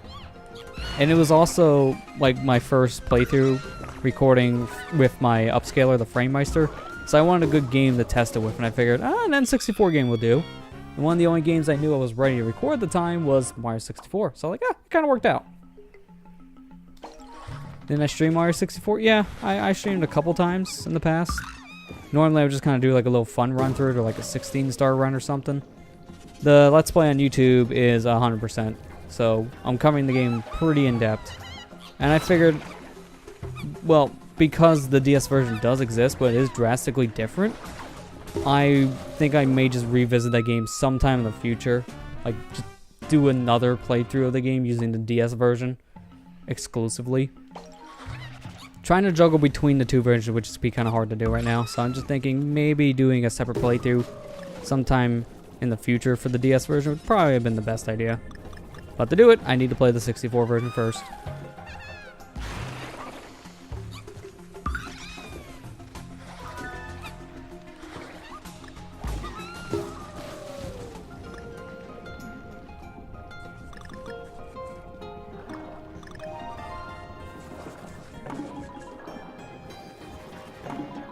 Really? Did all that for nothing?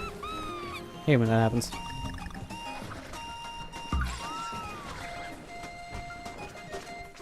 Took my mom forever to beat the last Bowser fight, Mario 64. I don't blame her. That last fight is stupid. It's a really difficult fight, mainly because you're fighting the controls. Trying to rotate the stick for that fight is not an easy thing to do. Especially for how I was playing it for that Let's Play, because for reference sake, around the time I was doing that playthrough, I bought myself a GameCube replacement joystick for one of my controllers. So what I would do is, once we got to the Bowser fights, I would unplug my normal N64 controller, the one that has its stock control stick, the hard plastic one, and I would replace that controller for just the Bowser fights with the GameCube stick controller. Simply because that controller felt way more comfortable to do the joystick spinning for Bowser throws. But at the same time, it's a lot more inaccurate, so I would like to play the game on a normal stick. And even that was kind of a pain to deal with. Juggling the two controllers and even trying to deal with the motion on the bad stick, technically for sensitivity. Like, it's not a bad stick, it feels great. It's just the dead zone isn't as good. So, unfortunately, Bowser Throw is like one of the only things it's really great at, because everything else, like trying to walk slow with the tiptoe, it's like an actual GameCube stick. You need to push like halfway up on the stick to get it to work. So sensitivity isn't the greatest. And from what I've heard, basically all the GameCube sticks are like that. You have to actually get a proper N64 joystick to not have that problem on N64 controller, which kind of sucks.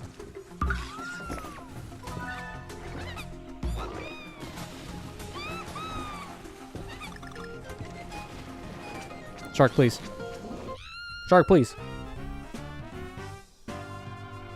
Super up to date with the LP so far. What do I think of the last month's, this month's Direct? It was pretty good, honestly. I think, honestly, the highlight for me from it is probably Luigi's Mansion 3. It was like the first thing to even mention, too. It was a really surprising thing. I wasn't expecting Luigi's Mansion 3 so soon. Not too surprising because, I mean, we're getting the 3DS remake of the GameCube game in just a couple weeks. So they've been working on Luigi's Mansion again. It makes sense that they would make a true sequel to 2 now, and not just remake the first game and that's it. I'm looking forward to it, that's for sure. All the air announcements were pretty cool. I honestly think, though, the online section was a waste of time because they said nothing new there and kind of irritated more people than actually made happy. Look at the likes and dislikes bar for the Switch Online announcement from that Direct, and it is insane. It's a night and day difference. It is so horrible. People are not happy. And now for the night, Matt's sick to his stomach, so I'm gonna just rest and watch a movie. Well, hopefully he feels better. Like that's sorry to hear. And guys, like, enjoy your movie. Thanks again for the heads up about the online thing. And just have a good night in general. And thanks for the good lucks. We'll probably need it at this rate. Especially when I have to collect these bananas again. Shark, please. Do not take a munch.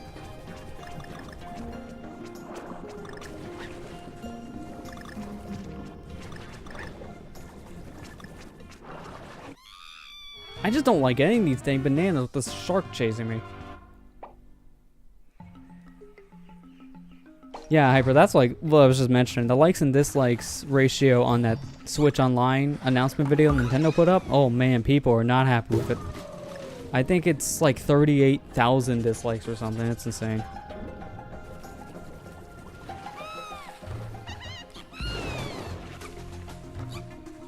Worst thing about it, Nintendo had the guts to re-upload the online service video that people disliked. Really? They took it down and re-uploaded the same video? That's weird. I'm surprised they did that. It doesn't really make much sense to do, in all honesty.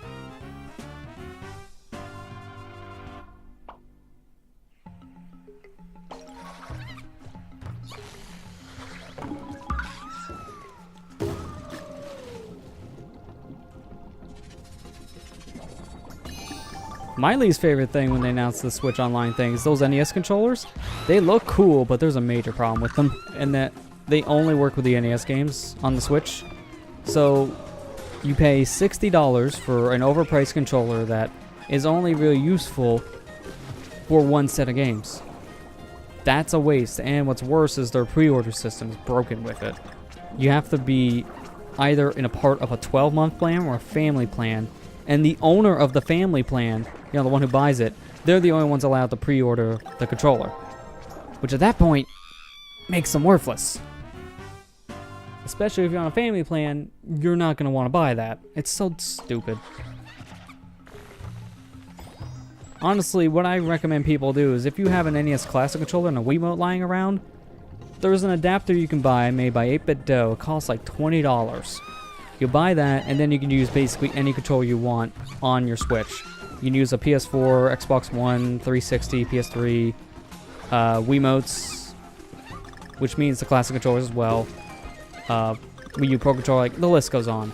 So at that point, you just buy that adapter for 20 bucks and use the NES Classic controller. You get the exact same kind of feel and the exact same kind of experience. And it costs you, what, like a third of the price at that point? Like, even to buy all that stuff on its own still costs less than a dang controller that you're exclusively having to buy with a 12-month membership. It makes no sense.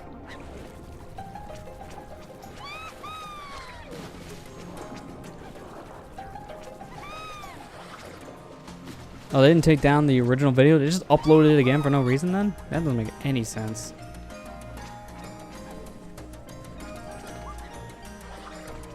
Like, there really wasn't need to re-upload the trailer and just add like maybe a handful of little like graphical tweaks or maybe update the information here and there, because it doesn't change the announcement. It's still bare bones. That's weird. Remember the EA community team response to someone on Reddit for Star Wars Battlefront 2. Response became the most downrated comment in history of Reddit. I remember that post. It was a guy basically trying to defend the loot box system in the game, and it just fell flat on his face. It was pretty bad.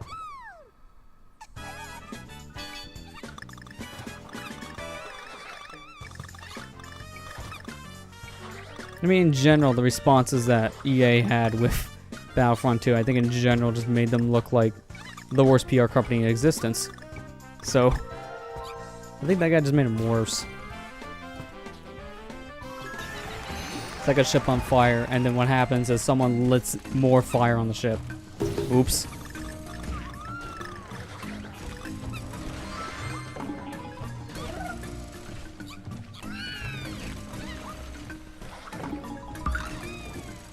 You enjoy Battlefront 2. See, I haven't heard many people say that, only just because they just don't like the weird, like, grindy system the game has and the loot box system. Not many people like to talk about it, but to be fair, a lot of people skip it now because they just don't want to deal with the microtransaction mess that the game was created around. Like, it's just, I don't blame people. I played a bit of the Battlefront 1 beta back in 2015. I thought it was pretty cool, and it looked amazing. Especially when I was playing it back then, because I played the PC beta. But I didn't think it was worth 60 bucks, and from what I've heard, it was not. And I pretty much heard the same echoing response with Battlefront 2. It's like, yeah, it's kind of sad to see. Probably one to skip.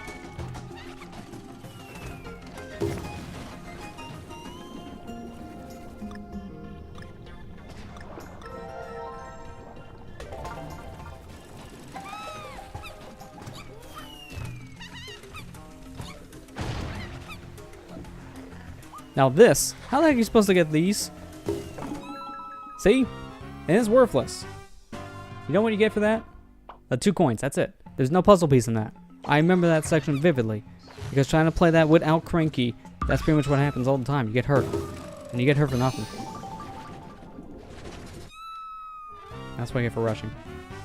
Yeah, Cranky I think is the only one, or Funky if you're playing in Funky mode. I think those are the only 2 who can technically get to the spikes without really getting hurt. But it's just for coins, so if you don't care about the coins, then you just kind of skip out. It's not a big deal. So I'm going to just skip out now for the rest of that. I thought I could maybe grab it with a hover. Like, just fall down a bit and then just hover back out with Dixie's hair, but that did not work out. No, come on. Why won't you move? Oh, he didn't purchase any loot box. That's probably for the best, to be honest. So, I would not purchase any loot box. I never have in any game. Honestly, the most I ever did with loot boxes is I tried to earn some in Overwatch for free. And then whatever promotion thing they would do, also would try to do the promotion thing to get it for free. And that's about it. Because honestly, I don't care to get one of those boxes if I'm not paying for it. I mean, why not? It's free things. Get the free thing. But, yeah, I'm not gonna waste that hard-earned money on just a random skin. It just doesn't feel worth it. Also, that hitbox hit me on the wood, which is the one part you're supposed to be able to stand on. How does that make sense? Explain. What I personally think about the online service, I plan to buy at some point, or wait until it improves over time. I kind of answered it earlier in the stream, but basically I don't know how to really feel yet personally. I just actually got the online service like literally in the middle of the stream. It just activated for me like 20 minutes ago. So I have no idea. I have not played around with it. I just know most people are pissed because it didn't really seem to fix anything. A lot of people were very upset still that the servers are just as bad as they were when it was free, and now we're having to pay for that same experience. I don't know how to feel about it personally. I feel like if they make the servers better for a lot of these games, and make new games better in general, then I'll be fine with it. But right now, it doesn't really seem like it's worth paying a $20 a year price compared to how it was for free. So I get it why a lot of people don't want to buy it yet. Honestly, it's better just to wait. Unless you're like myself and need it for a specific game. Like I need it for Splatoon 2. So that's why I have it. Splatoon 2 mainly. But unless you're playing a big online game right now, you're probably better off waiting until you have one like Smash near the end of the year to get online.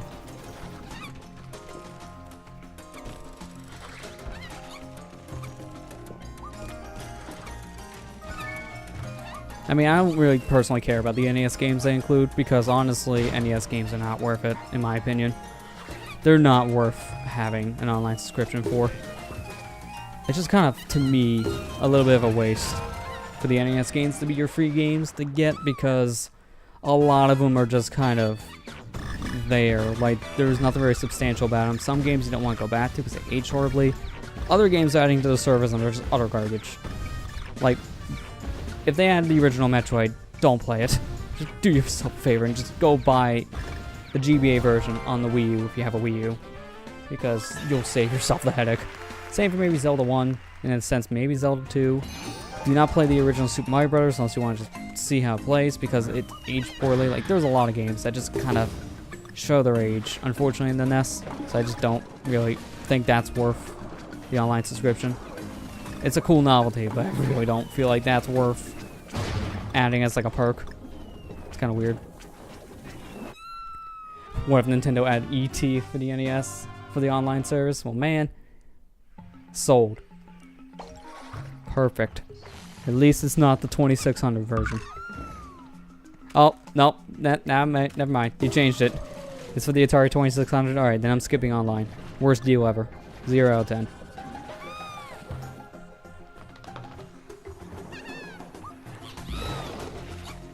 Yeah, honestly, how I see the online service is I don't really see it getting any better in terms of older games because I think the online infrastructure already made for games like Mario Kart, Splatoon, ARMS, I think that's already set in stone.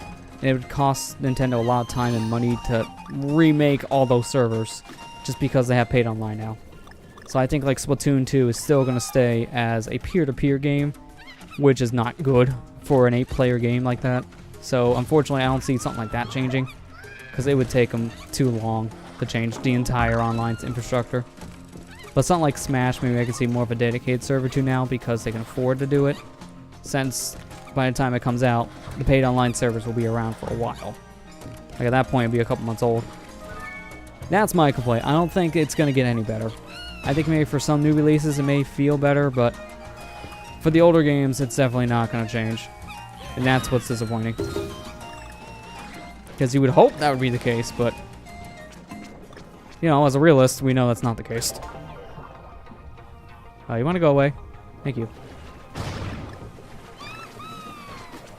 No! Ah, I hate that when you go back straight underwater and you lose control. That's the worst.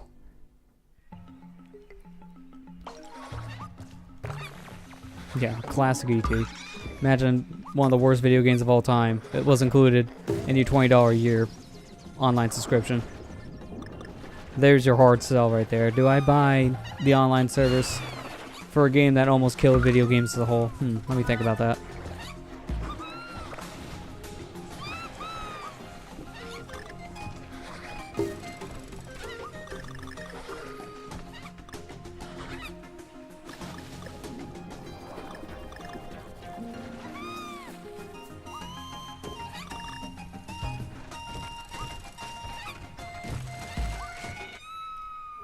Nah, I thought I was gonna land on the ground so I can jump. I landed on a spike ball.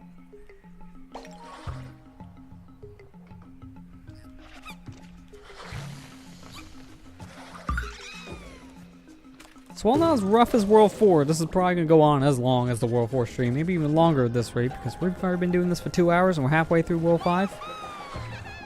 I'm not feeling comfortable about the ending of this world. This is how it's going.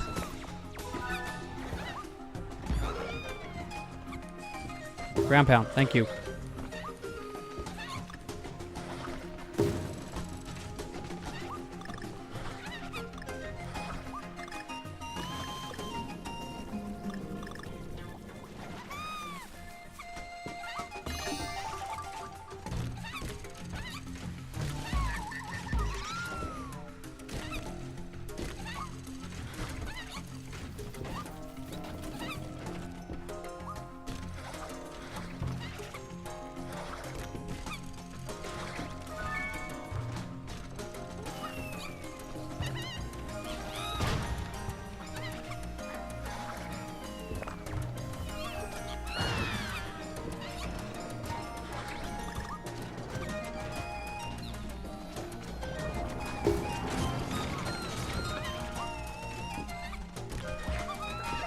Be your body, it's for science.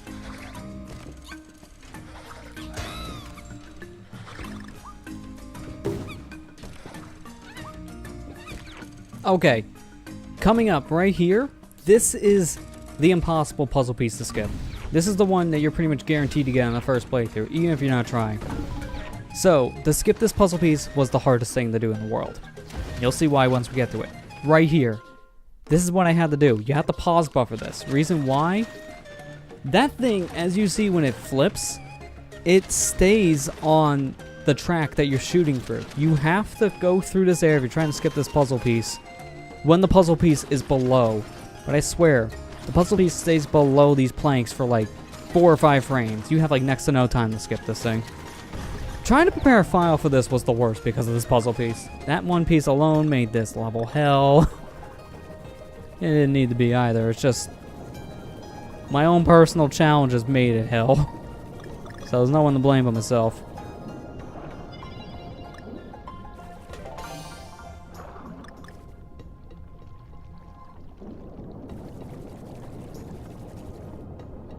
Playing a bit of the NES download thing, learn how terrible Gradius. Yeah, see, I can agree. I played a bit of Gradius on the NES Classic and I realized, man, this game hard. I'm not really that good at this one. I'm not bad R-Type, but for some reason I have a much harder time with Gradius. And it's kind of the same thing, except, well, the option system in Gradius, it's a little more complex.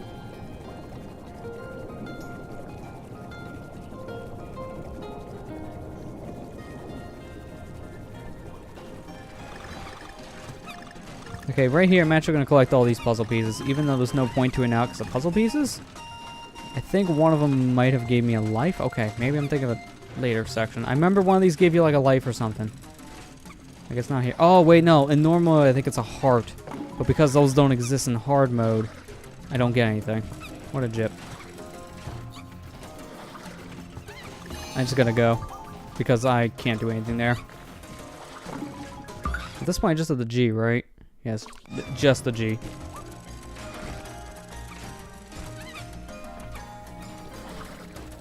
Not gonna be an easy G to get. But I got it. Alright, down there is the secret exit. So if you want to get it, you need Dixie. Swim all the way to the bottom of that pool of water. And it's there. But we're taking the normal exit. So let's go. If I failed this, then maybe. We didn't fail it. Have I heard about EA facing, like possibly facing criminal charges, violating gaming rules in Belgium? I heard that, and man, I am laughing so hard. It serves them right. Every other company who have loot boxes in their games, they stop putting the loot boxes in games when they release in places like Belgium because of it being illegal. And then you have companies like EA that say, yeah, we don't give a crap. We're still going to do it anyways. I'm laughing so hard right now. This is what they deserve. This is what they deserve for literally trying to break the law.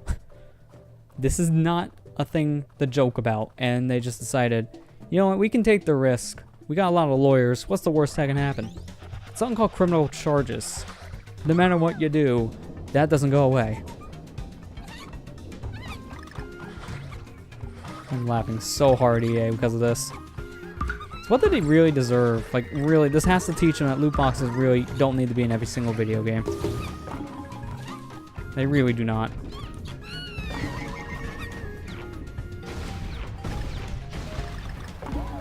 I just really hope if, like, I don't see it happening because of how huge they are, unfortunately, but if, say, EA ever died, I really hope the companies that they acquired don't die along with them. Like Criterion, I do not want to see Criterion die. I want to see him live and possibly make another Burnout at one point. Like, get away from Need for Speed and make a Burnout. It'd be great.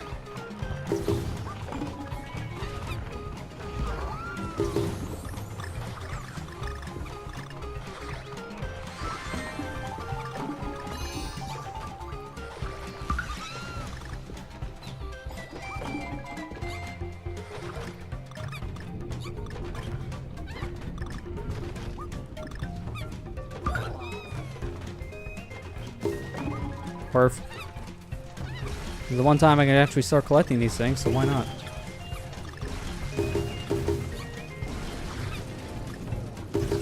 Get out of here.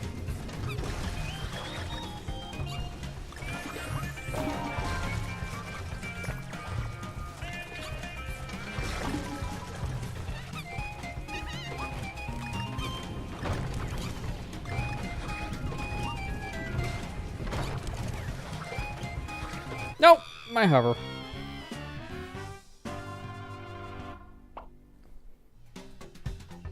Yeah, EA is honestly a company that really just cares about the money at the end of the day, because everything they do is all monetary based. They don't care about how a game really succeeds when it comes to a player base. They care about that because it's money at that point. They only care because they can sell more copies. I hate that look. I really hate that outlook, but they're notoriously known for doing that, and they have been for years.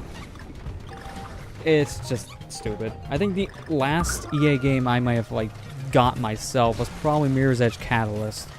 And that's when it was on sale. Like, months after the game came out. It tanked. No one cared about it, so EA themselves pretty much just said, yep, Mirror's Edge dead. Didn't sell well, never make another one, guys. Like, if a game doesn't sell because it doesn't have all the same things as, like, you know, the loot box games has, they pretty much say it's dead on arrival. They'll never give it another chance. And it's so dumb. From what I've heard, Catalyst was not a bad game. It was just very similar to the first. It was a very niche game. Not that many people cared about it as much, but the people who did really enjoyed it. So it's not like that. It's just now gone forever again. Thanks, guys.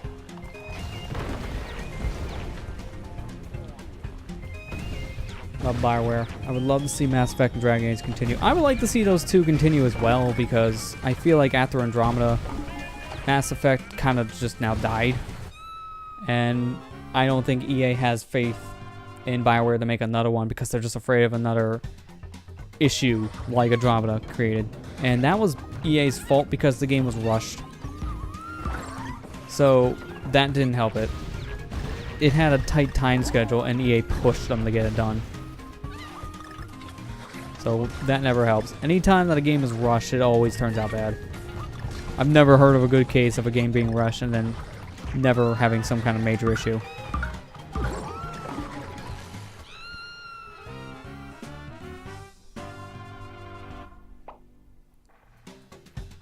EA deleted my Origin account because I did not log in for a few months. Wait, what? So if you want to purchase, like if you want to play Battlefront 2 again, you have to repurchase the game. That's so stupid. Why? Just because the account hasn't been logged into for a while doesn't mean you should just delete it, EA. I hate it when companies do that. It's like, the thing is, I get if you're going to have an inactive account and want to like repurpose the name. Okay, sure, but at least give someone a heads up before you just 100% delete the account. Don't just delete it and then you find out, oh, I want to go play my game on Origin, but apparently my Origin account doesn't exist. Neat. Honestly, I think Origin, for years has been kind of a bad PC front, but it honestly got worse once they killed the free on the house section of games, which they just recently did too. So that doesn't help. Like, that was one thing EA like silently killed this year during E3. There's all these announcements coming out, and while that was happening, they killed the on the house games program in place for this new thing that they're doing, which is this subscription-based model that technically already exists on the Xbox One. But because of that free subscription model thing, because of that, it just kind of killed the free on the house game section. It's completely dead now, and that sucks, because that was the best part about Origin. It's the only reason why I actually have games on Origin. I think I may have bought 2 or 3 games on that platform. Everything else was the free on the house game section. So that sucks.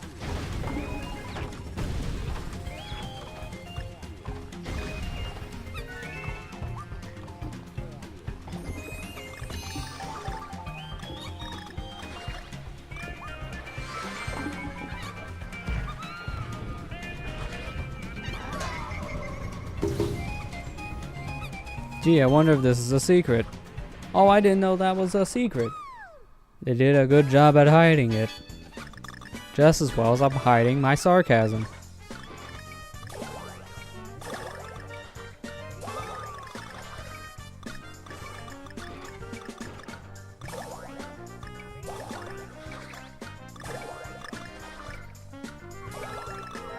There we go.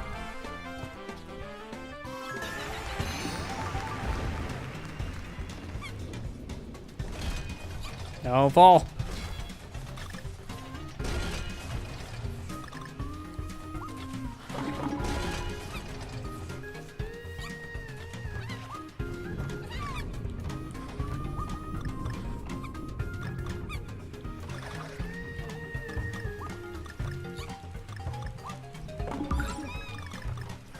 No, I'm dead.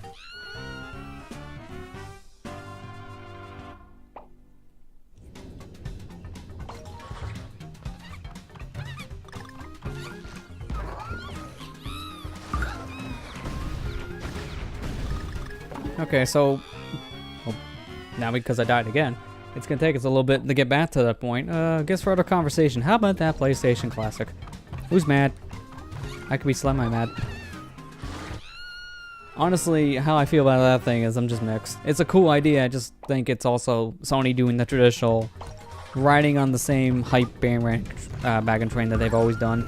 Because they've always copied Nintendo, and this is just another case of them copying Nintendo's success train. Because they see, oh, the NES and SNES Classic are great selling systems, maybe we should do that too. Just like how we copied the Wii with the PlayStation Move, and Nintendo's handhelds with the PSP and Vita lineup, which failed horribly. My personal take on the Classic is it's a cool idea, I just think it's probably too expensive. It's $100. I mean, not as expensive as that Neo Geo Mini, but I can at least forgive that one a little bit more for being as expensive as it is because it has a built-in screen. So you can either play the games on that system or you can play it on the TV. What's the PlayStation Classics excuse? It has 20 games on it. That's going to be your excuse? It's 20 PlayStation games? So, because of that, we'll just justify it going up in price a little bit more. Even if they're really good titles, it's still a little too much in my opinion. I only pre-ordered one for now just to have it, but I don't think we're going to keep the pre-order. Especially because it's coming out in December. Everything's coming out at the end of this year. I mean, December alone has all the Amiibo and Smash-related stuff, so yeah, Walt's going to be dead from that. I don't think a PlayStation Classic's coming out at the best time. Because people are going to be focused on Smash Brothers. No matter what Sony does, eyes will never peel away from Smash Brothers.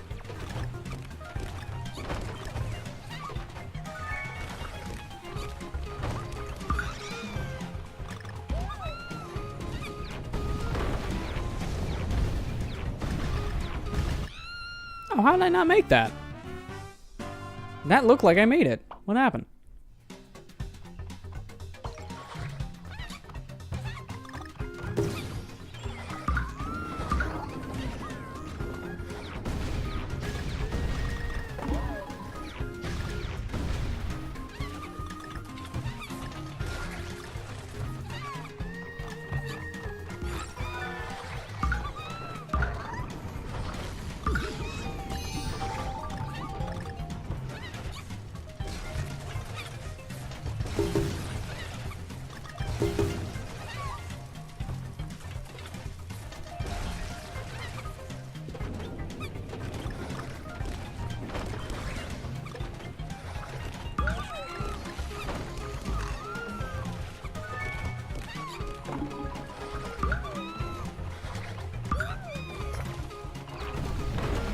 Oh, how did I not hit the spikes?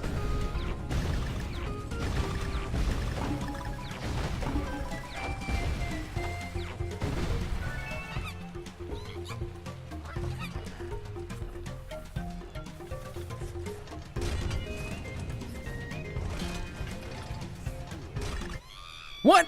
Oh, my butt hit the spike, dude. I grabbed that high enough so I wouldn't get hit. Then my butt gets it. Oh, apparently not.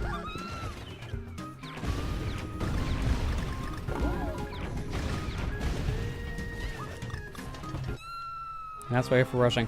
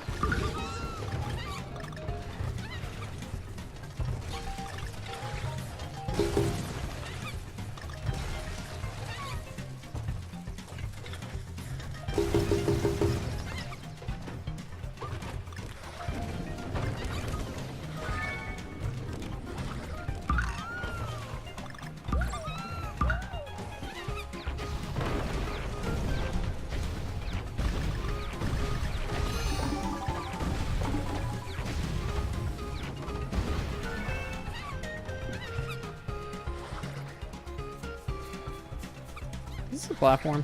No, it's not. Okay. Just want to make sure. We're right here, so I may as well. A little too close for comfort. Oh, cover, please. I was holding the button, but I was just falling too fast. It didn't matter. Did not activate in time.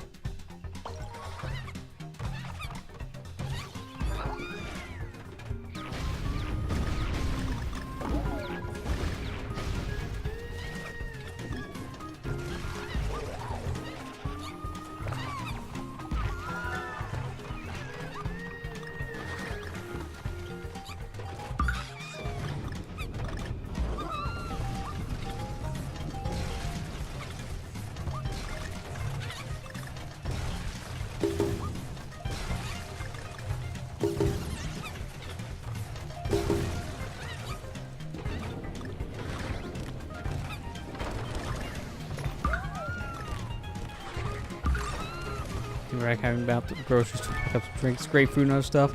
Do I want anything? Thanks for the offer. I'm good. Okay, I guess I'll see you when you get back as well.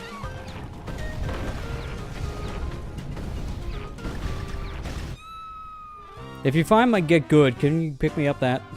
I need to get my get good back. Because I need to get good.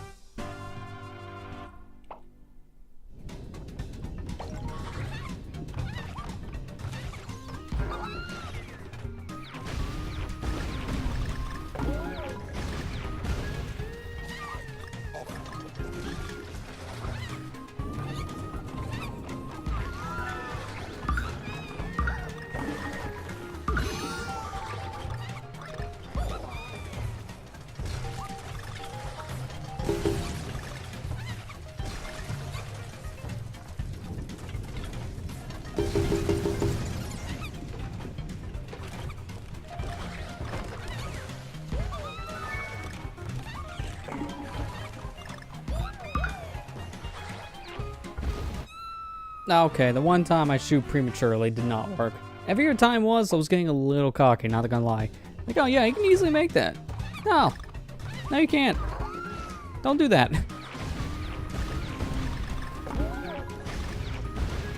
Puzzle pieces we even have. 2? Oh god.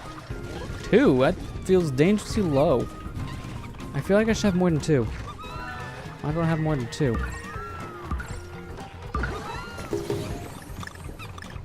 That does not feel right.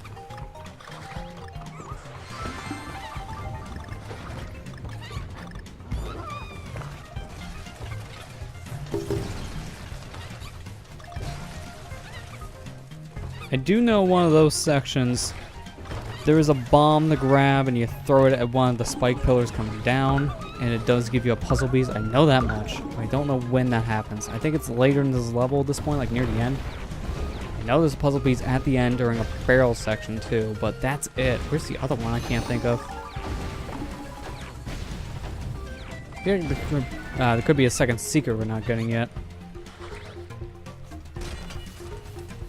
That could be it. Could be another secret.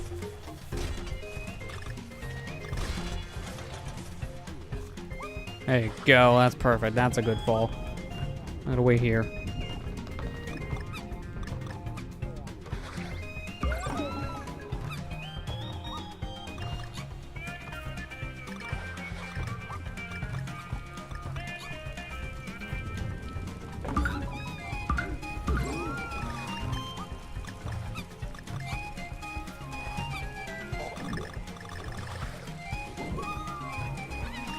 Oh, what? Oh, I stopped. My hand went off the D-pad. What I was trying to do was, I was trying to do the ground pound move like this. My hand was off the D-pad, but my momentum kept me going. Why? I was clear-cut stopping. I wanted to not die. I wanted to not roll. I hate it when that happens. Why? So dumb. Not want that. Now I gotta do all this again because of a stupid roll.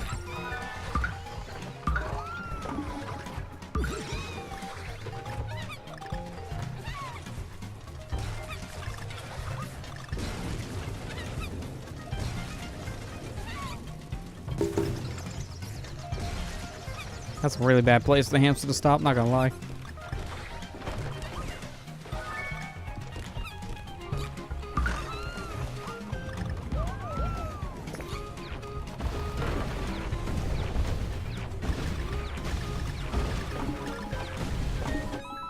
Oh, come on.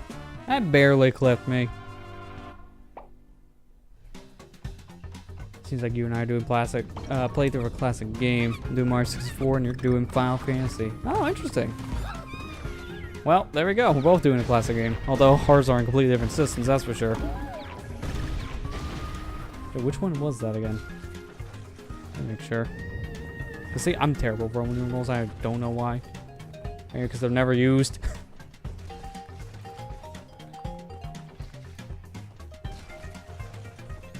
Oh, it's 9. Okay. Yeah. So I'm playing N64 and you're playing PS1. Man, parallels. But hey, it's fitting for you because that game is getting the re-release soon on like Switch and Xbox One. So, relevance. Actually kind of works out.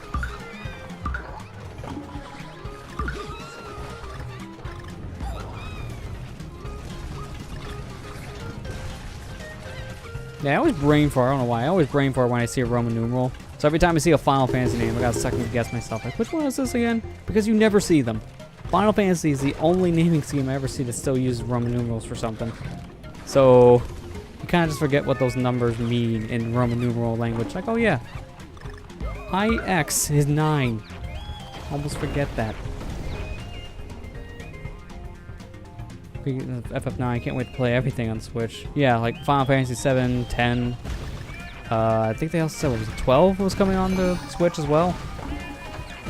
Like pretty much all of them at this point are coming on the Switch in some way. The only one that's kind of skipping it is 8, which I'm kind of surprised because there is an HD port of 8 and it's on PC. I've heard they lost the source code for it, but there's the PC version on Steam. So I'm a little confused about that. How do you lose the source code of something that's technically on Steam? If you just lost that recently, that's not good. That's really bad.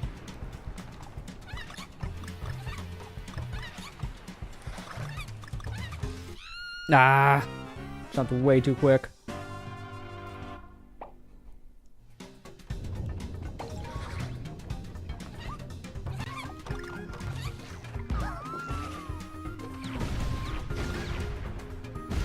Yeah, 8's getting no love. I think it's mainly because of just, I don't know. It seems like a weird decision at this point.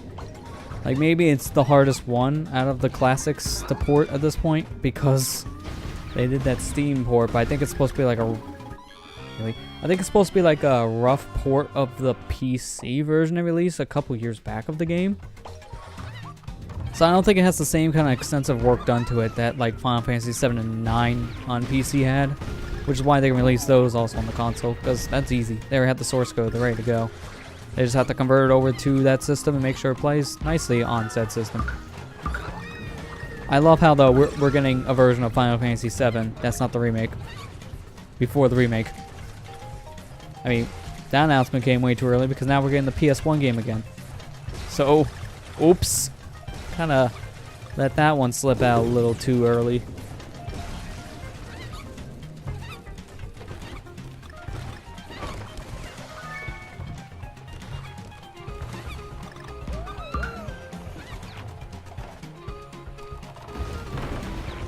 Yeah, I think, well, the weird thing is, though, apparently when I've heard, they did lose the source code as well for Final Fantasy IX. So apparently, that's why it took the Final Fantasy IX Steam port so long to be released, because they had to rebuild that from scratch.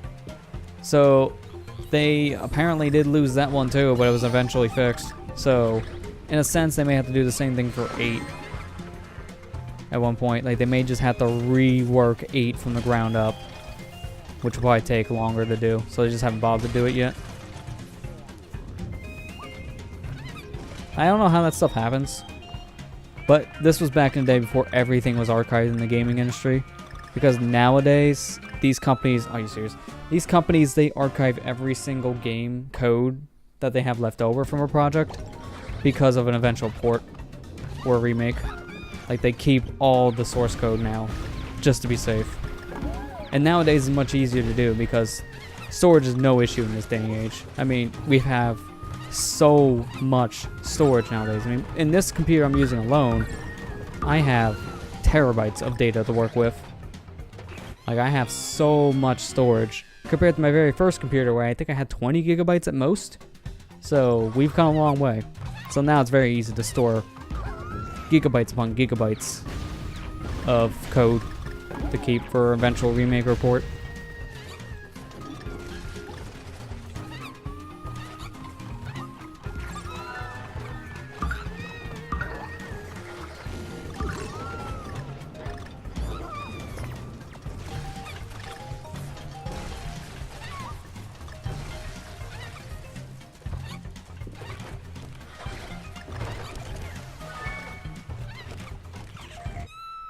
I thought I could make that.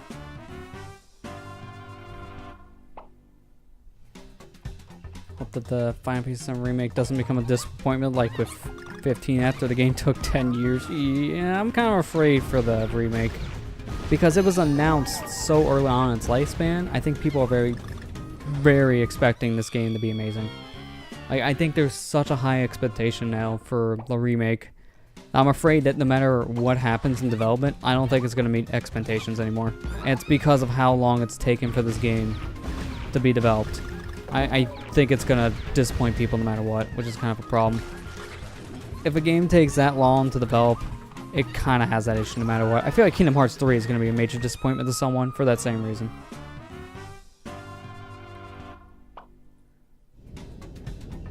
Yeah, like the Final Fantasy remake is like that's the problem with it that I have, and why I think a lot of people are going to still be disappointed no matter how the game turns out.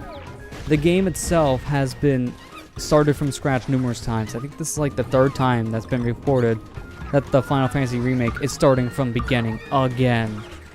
Like, apparently they don't have any direction of what they want to do with the remake. They have no idea how they want it to play out yet. So they keep on starting from scratch. And that's a problem. If a game can't get constant development, it'll never get done. And if they can't get constant development, well, they just won't know what to do with it, period. So it will have no sense of direction at all. So nothing's ever worked on.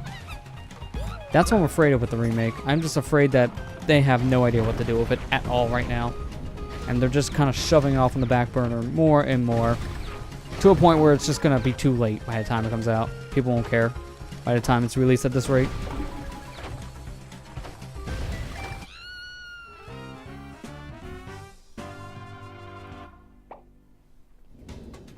I think in a way they were kind of pressured to announce the game early.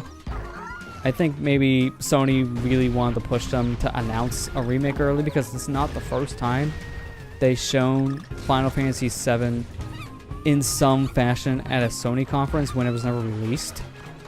Like, apparently back in the PS3 days, they made an HD render of the intro area cutscene for Final Fantasy VII just to show off the power of the PS3, because that's what Sony wanted.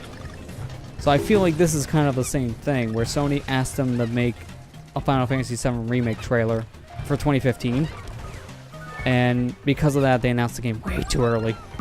So I think in a way they were pressured to announce something, and now it's biting them in the butt real bad. I mean, this whole time they're working on Kingdom Hearts 3, so announcing the remake this early into its lifespan when Kingdom Hearts 3 was the main focus for years, yeah, kind of makes this one suffer a lot. 7's remake has suffered so much because it has been shoved aside numerous times. And that's why it keeps on getting shifted around between different devs in Square. Because they don't have a solid team for it. I don't know if they still have a solid team for it yet. Like, it gets shifted around so much. I have no idea at this point if they have a team of people who can actually work on this game properly. Like, that makes you worried about that for the long run.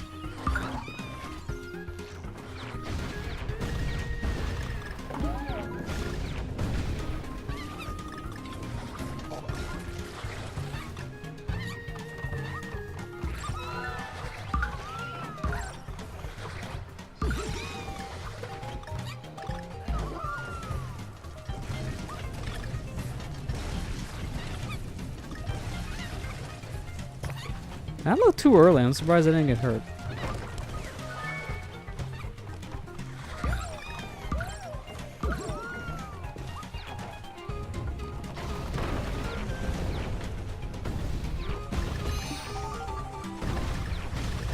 Yeah, see, right now I have no idea about the story state about Kingdom Hearts at all. Even after I only just played the first game. I just know that Aqua's a meme. Because Kingdom Hearts. I was like, that's pretty much it. The whole Norded thing. I know it means like something serious in the series, but no one actually explains it. They just make a joke about it. But to be fair, I need to play the games. So, you know, if someone explained it to me, I also have no idea what the heck's going on because I didn't play them.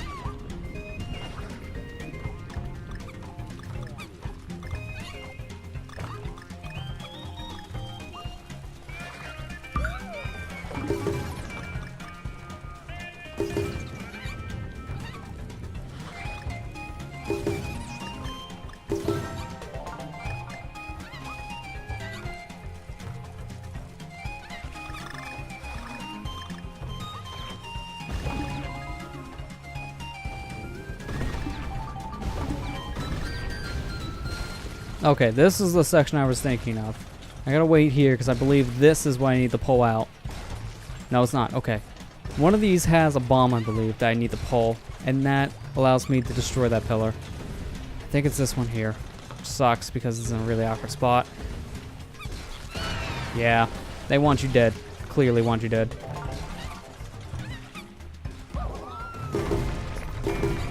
Hey, welcome back, Dover. That was rude.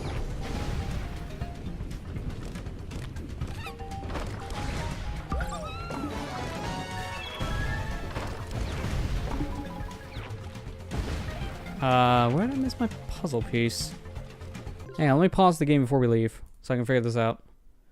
I don't know if that one I just got was supposed to be the final one or it was supposed to be the fourth one. I feel like it's supposed to be the final one.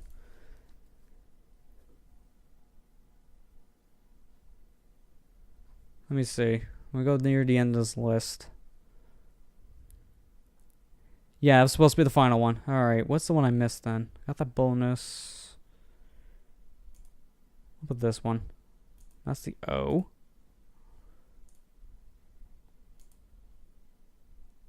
Oh, I see where we missed it. Okay. We have to take the L. It's a secret that we missed.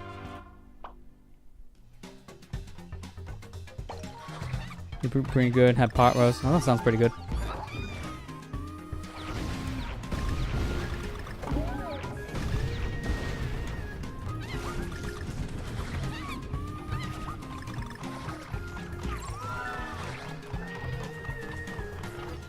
Yeah, very subtle.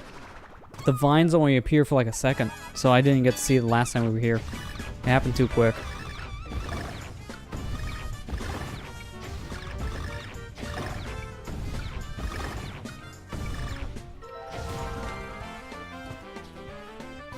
Alright, now we can beat the level, because that's everything. Just gotta get those Kong letters real quick, which is on the way, so I'm not worried about it. It's not like that last level, 5A, where we had to just struggle to get the end. This one's not bad to get all the Kong letters, so we'll get them all.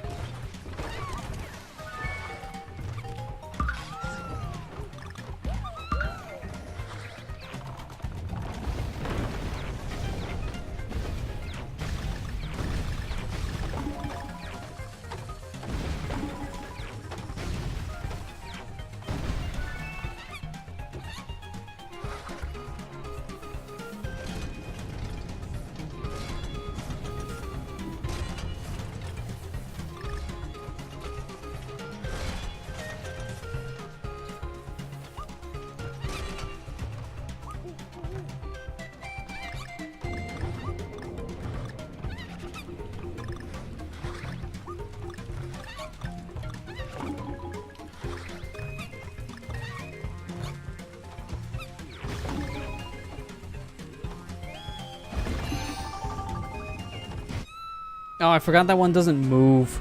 It only goes in the middle and stops. I want to leave this level. We've had so many levels in World 5 that's just been kind of a roadblock this session. It's insane. I think most levels we've been spending maybe 20 minutes in. Maybe more.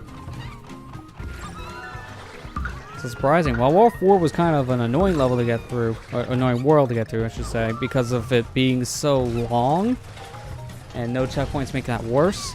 This one just seems to be a roadblock when it comes to the difficulty spike.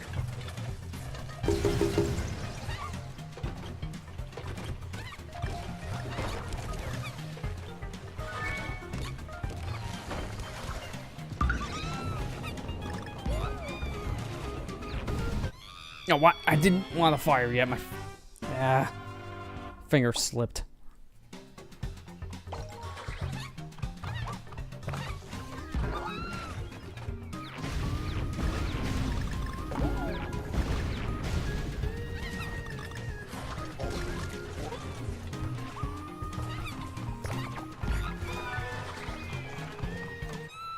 Okay, that was weird.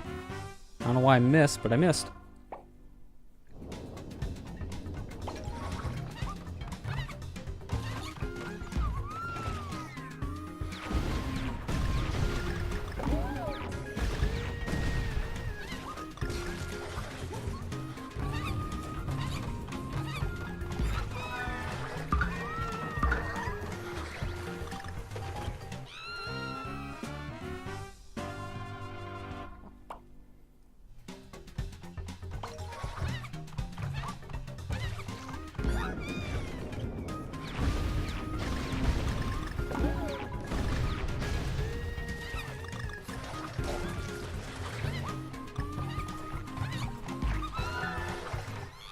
Oh, come on! Come on! That's stupid. Come on, hover. Seriously, why did it not work out that way? Why couldn't I hover a little bit higher? Also, why didn't I bounce off him but hit his back? Okay, now I'm just getting legit mad. Now the game's just trying to troll me. Come on.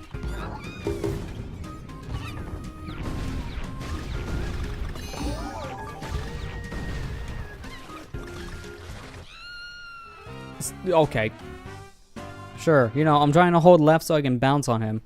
Not to land the 1 pixel between his mouth and the platform. Seriously. You have to be trying to fit in that gap. How did I hit his face and not his back?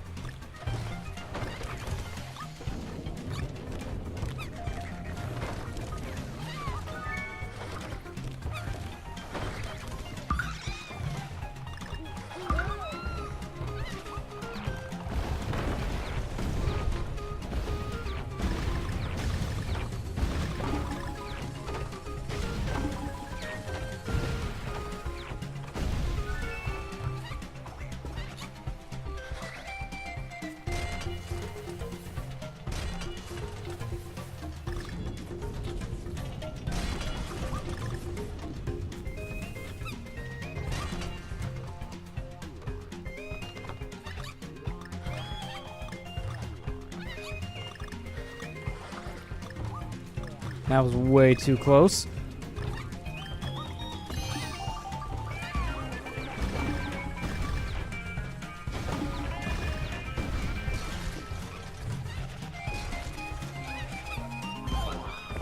Luckily we got that puzzle piece, so I'm getting out of here. Just gotta get this G real quick and we're good. Gonna wait here for a second.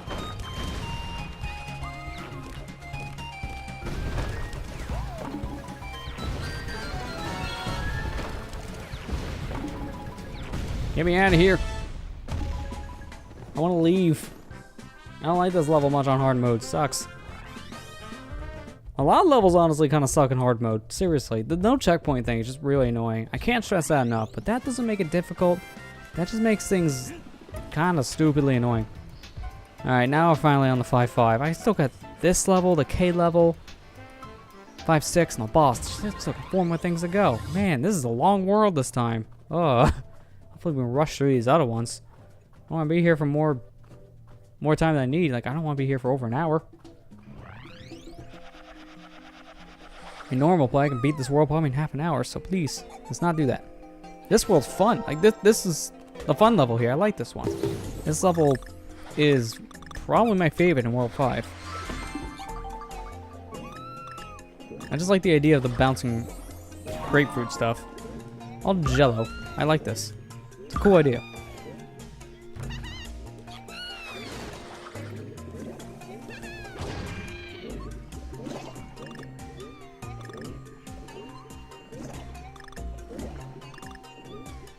Jello's good. Can't agree.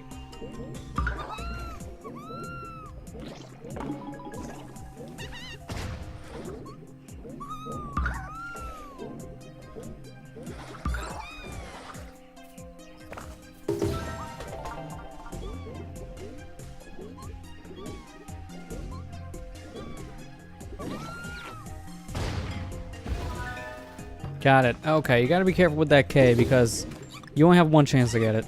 So if you miss your chance, it's gone forever in this level. You can't go back there unless you kill yourself, which is kind of annoying. I don't like it when a game does that. And then the K, of course, has gotta be your do or die kind of moment.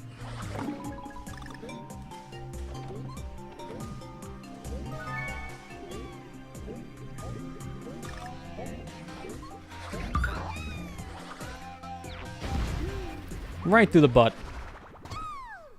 Don't mind me shooting through your butt.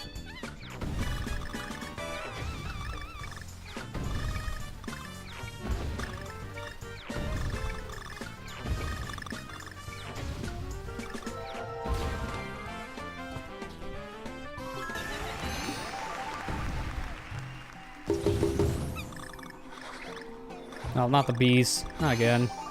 Get out of here.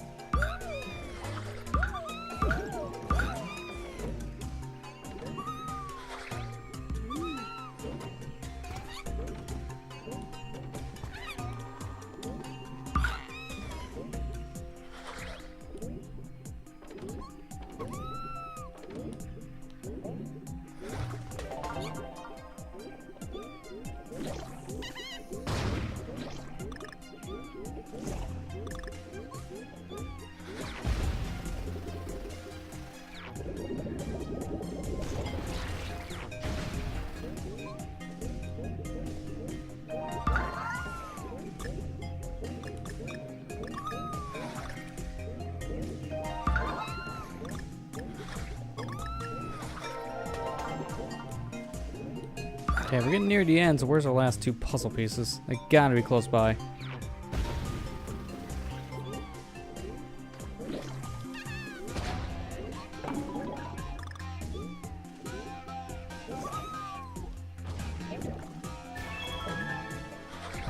Tricky, tricky G.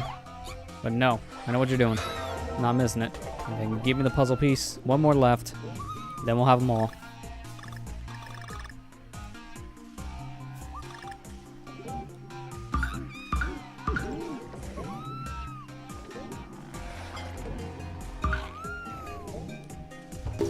Got it.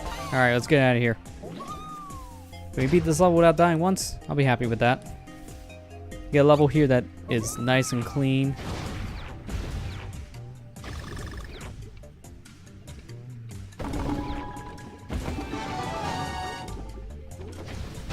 Nice and clean. Let's go. Not a single death. Can we get that for the next two? I'll be grateful for that, please.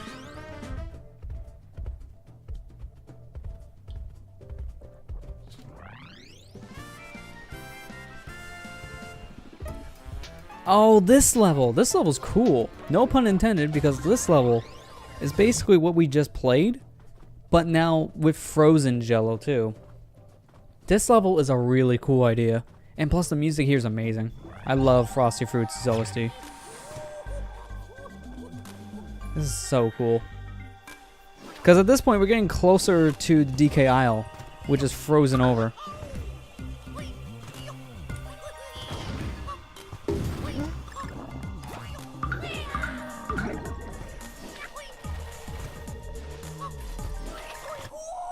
Okay, I thought I had enough time to duck.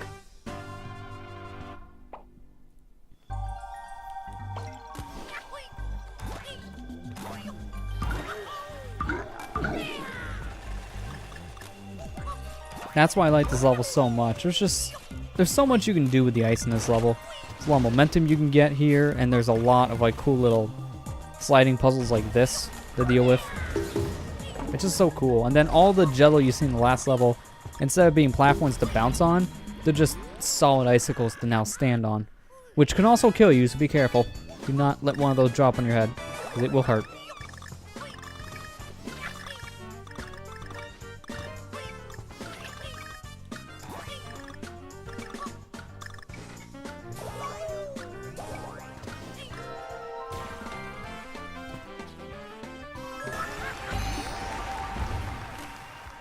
I also forgot this is one of the fewer puzzle piece levels. Only 5 of these is not bad.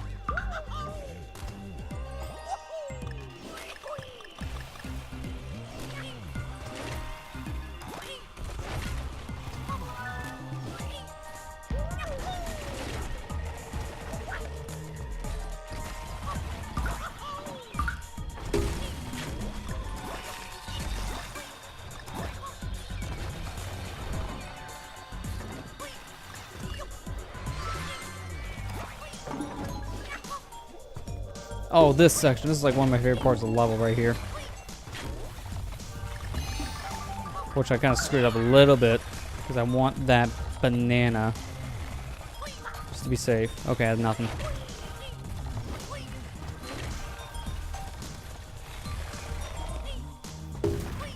Once we get to those sections where you're getting catapulted forward on the ice, your momentum gets insanely quick.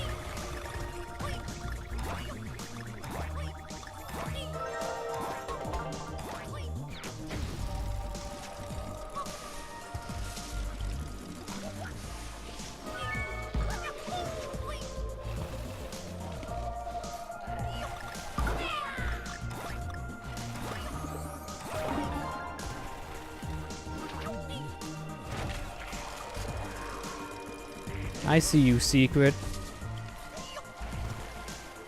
Gotta take my fruit pop over here and miss the secret.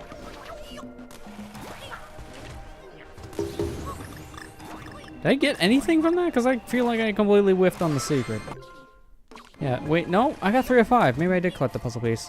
Let me just check one more time to be safe. Yeah, okay, there's nothing else there. If it just happened so fast, it looked like I didn't get anything.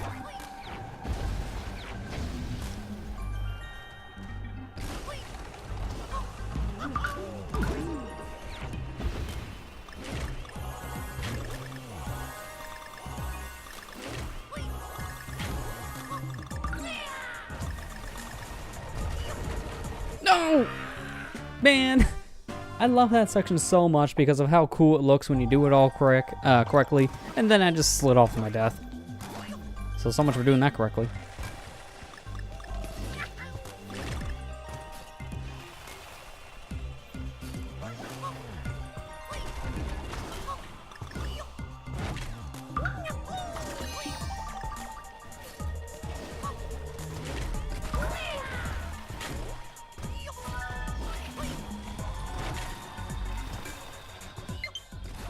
Oh, good. The message you rarely ever see on this controller. Low battery. I might have to charge it here in a moment. I have to hook you up to a charger soon.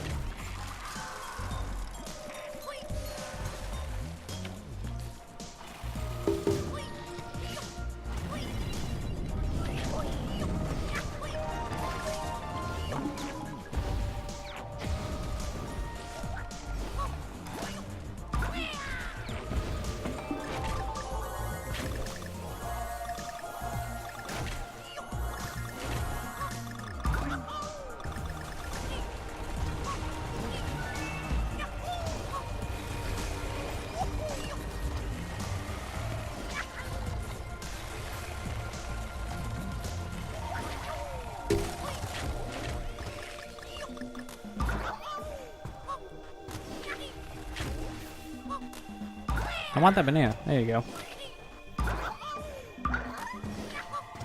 Wait, can I not get back down there? Because I just realized I screwed up.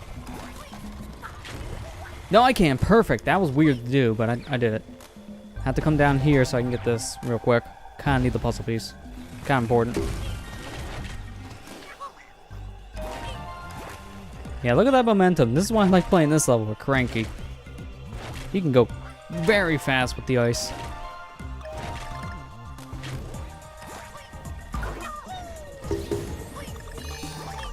Hey, welcome back, Iceberg. How's it going?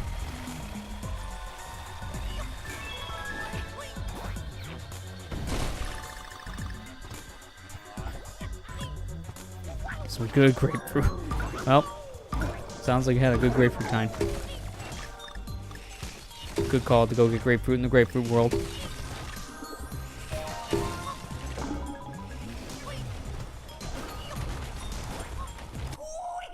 I'm right there. That hurts. But wait.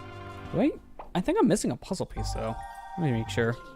Yeah, 4 or 5, and that's the ending. So what am I missing?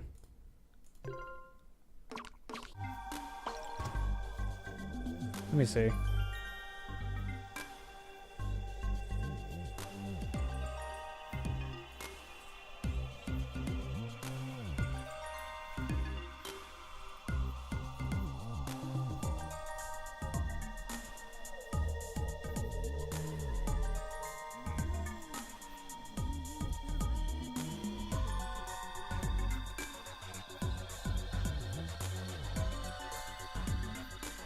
Oh, okay. No, I was on the right track.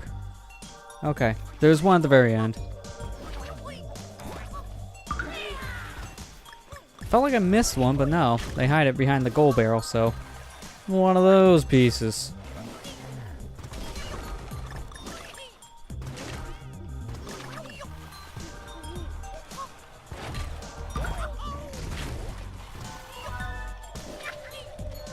No.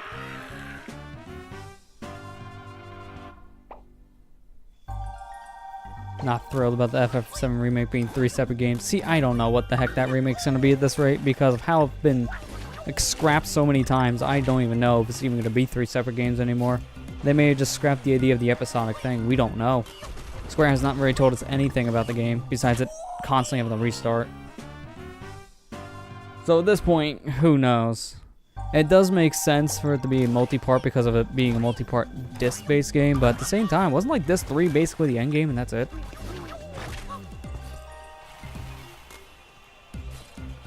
It should probably just all be like one consistent package. If like Final Fantasy 15, as big of a game that is, can be one disc, like one package, then yeah, easily the Final Fantasy 7 remake could. But who knows how many times they restarted? Who knows if they're doing that now or if they're just continuing the episodic idea? We won't know, honestly, at this rate. Not until they have a clear direction this time.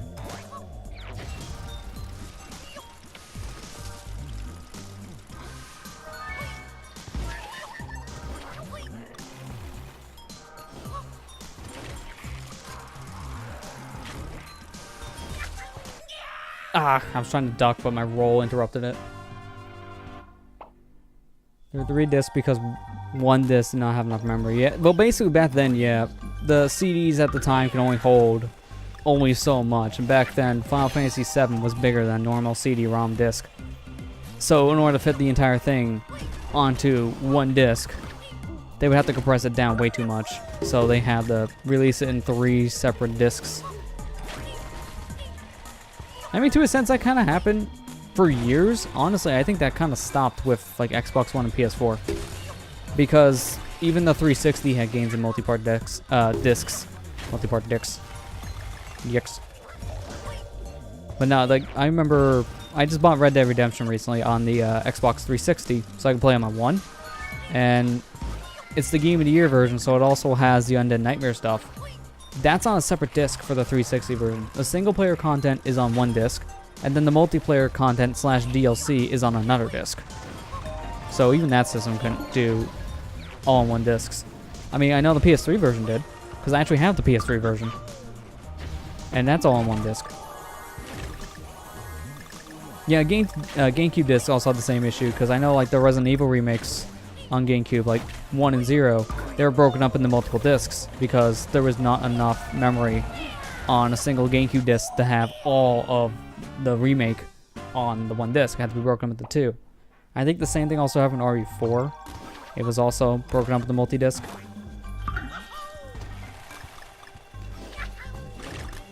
So it was the thing that happened up until the PS4 and Xbox One era.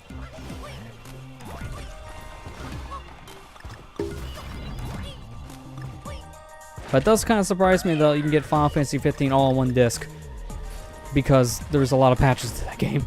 So if you put all those patches onto a disc, I don't think it would be possible. It'd be a pretty big disc.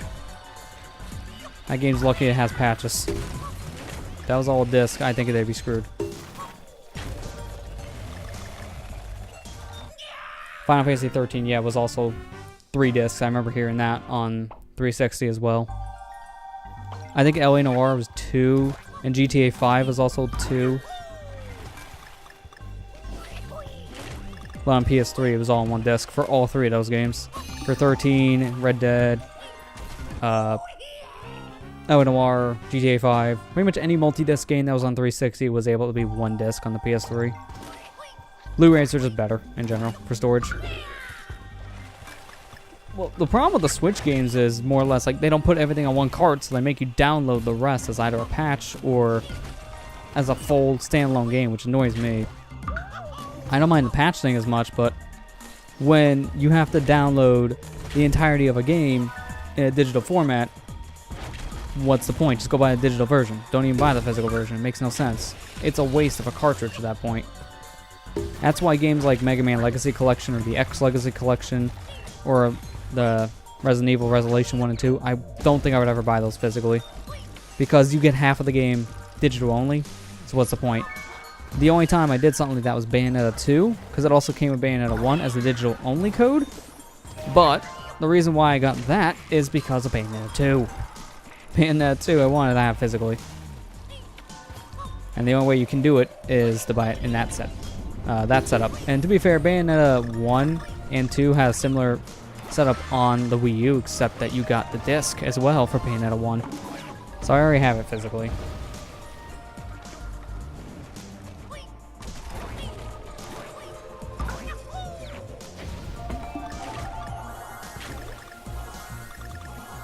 I just feel bad for all the Switch owners who never invest into an SD card, because that's pretty much a requirement for that system. There's no way you can get away with the 32 gigabytes of data. You're not going to do it. It's not enough space. The first thing I did when I bought my Switch is I bought a 200 gig SD card because I knew I would need it. Because I needed it with the Wii U, I needed extra hard drive space for that system pretty early. So it's kind of the same deal with Switch. In fact, it's kind of worse because of it being a portable system, so you can't hook up a hard drive. So you have to get this one thing of storage and keep it in there at all times. Never remove it. You'll need it. At one point, I would like to upgrade my Switch's SD card, but I think I've used like maybe 50 gigs at the most of digital data. Most of that being Bayonetta 1 at like, what, 8 gigs? The rest of the stuff I download is like maybe a gig or two at the most. So I haven't really used much, because most of my stuff I buy on the system is physically. Because I don't really like how most companies handle their digital stuff. It's still kind of a little sloppy situation if something happens to your system. And Nintendo's notoriously known for having an issue with their digital content. If you lose your account information, or if you just lose your system entirely. Trying to get it back is a nightmare from what I've heard. I just don't want to take a risk. So physical. Jumping, please. About 119 gig micro SD card for the Switch. See, that's a good idea. About 120 gigs right there will probably do you good for most of the games on the system. If you're one of those people who buys everything digitally, it's not enough. That's for sure. But if you also buy a lot of stuff physically, honestly, anything that's 100 gigs or more, probably you'll be good with. Anything that's better than the initial 32 gigabytes, like, seriously, I don't get it. On the Wii U, it was stupid. On the Switch, it's a little more understandable, but it's still stupid. Why are we still shipping things with something that's less than 100 gigabytes of internal storage? Stuff uses so much data nowadays that having that little storage space on the system is detrimental, which sucks. Yeah, I still can agree with that one though, Iceberg. Yeah, better than like all the 360s that have like next to no storage at like 4 gigs. I made sure when I bought my 360, I bought one that had a 500 gigabyte internal hard drive, because why? Why would you buy anything without that big of a hard drive anymore? Like, it just doesn't make any sense to have a 4 gig SD or 4 gig internal hard drive. It's stupid. And from what I've heard, you can't even upgrade that hard drive at that point because it's flash memory. So you can't just plop a normal hard drive into your 360, and that's stupid. So basically, the 4 gig models are the ones you only get if you're planning on playing maybe like a handful of discs on the system and never patching your games. That's so dumb to me. I just think that's a waste. At least I can argue if someone did that for like a PS3 or PS4, because you can upgrade the hard drive. 360, you're kind of screwed. You can upgrade a hard drive, but not in those earlier models, which I don't understand.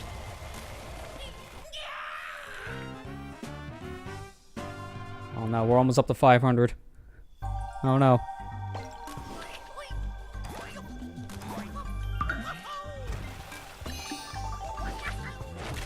Still have a 12 gig Xbox 360. Ooh, wow, that's low. So I'm sorry to hear that, but if it still works for you, then that's good, because then that means you haven't really been downloading too much stuff on it, and that's a good thing probably.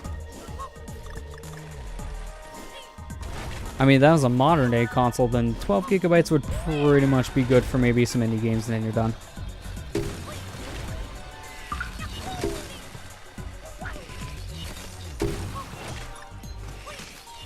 and purchasing the Microsoft hard drive for more memory. As long as you don't download anything, mainly use physical games, 3 gig can work. Yeah, see, that's pretty much what I'm saying.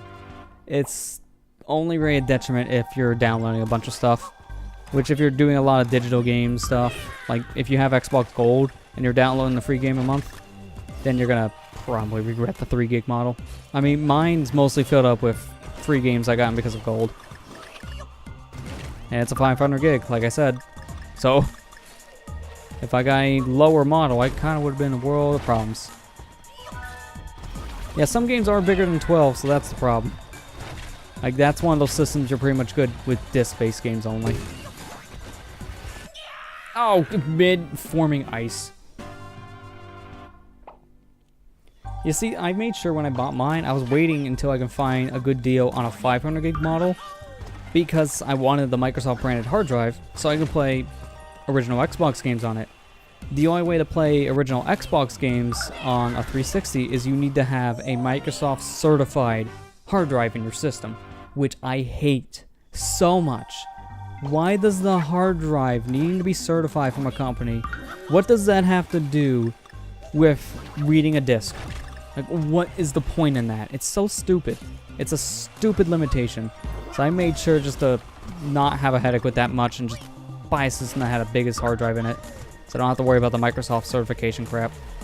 It's just such a stupid lockdown. Hackers found a way around it. You have to hack your system to remove that to play any original Xbox game on that system. It's kind of stupid that you have to hack the system to get a native ability if you don't buy an actual Microsoft branded hard drive. Like, what's the point?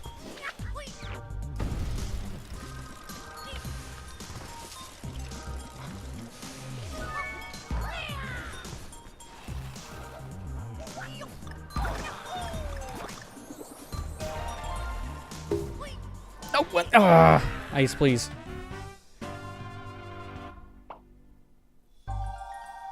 Biggest game downloaded for the system was Tales of Vesperia some years ago. It was on sale for $2. You see, that's why I wish I had a hard drive, or not Microsoft system back then.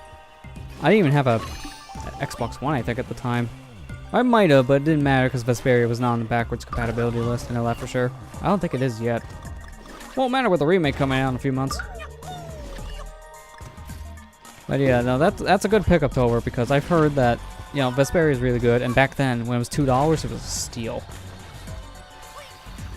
If I had a 360 back then, I probably would have bought it for the same reasons. Even if we're playing to play it, it's like, dude, that's a $2 massive JRPG. That's an amazing deal. Yeah, Tales of Vesperia, it's getting that HD remake treatment on, like, what, PS4, Xbox One, and Switch in just a few months. They get slated for, I think, January next year? I know it's next year, but I don't remember when exactly. It's coming soon enough, from what I remember. I mean, it's good we're getting the remaster because it'll finally give the Western audiences access to all the PS3 exclusive content. Because the game had extra content on the PS3 version over in Japan, that was the problem. Japan exclusive. So we never got it. All we got was the 360 version. And not many people play RPGs on a 360, so it just didn't really sell well here. Kind of surprised that, you know, Bandai Namco is taking a risk with it and just re-releasing the game now like this, but they're releasing on multiple systems so they can get away with it a bit more. Because for most people, Vesperia is probably going to be a brand new thing. They never heard of this Tales game because they never played it on 360. Probably most people skip the 360 version. Because again, who plays RPGs on a 360? It's not really that well known. It's not that common of a thing to do. So it'll probably sell a lot better on the PS4 and Switch. And then Xbox One is going to be sitting there crying, just like how the 360 version did probably. It'll probably be just as good, if not maybe worse numbers than Vesperia did on 360 for the one version. Which will be sad probably for them. But the game will probably do better everywhere else.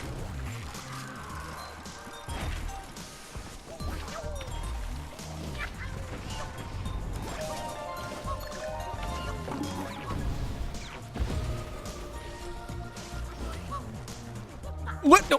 Okay. Moonwalk off the pit. Why?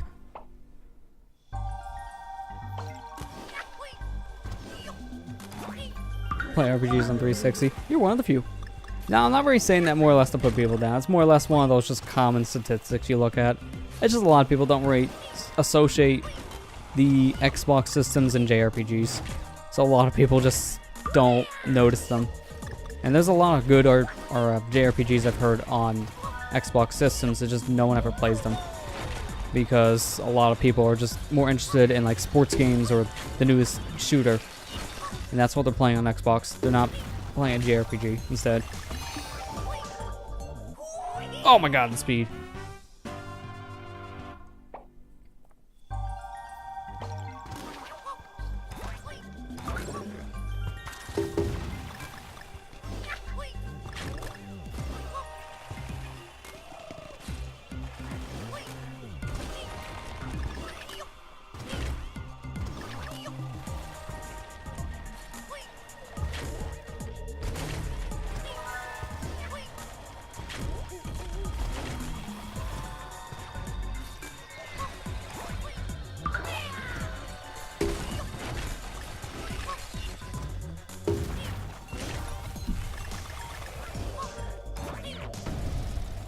I love getting that speed into the barrel. It sucks whenever you miss it, but when you do get that speed boost into the barrel, it's amazing.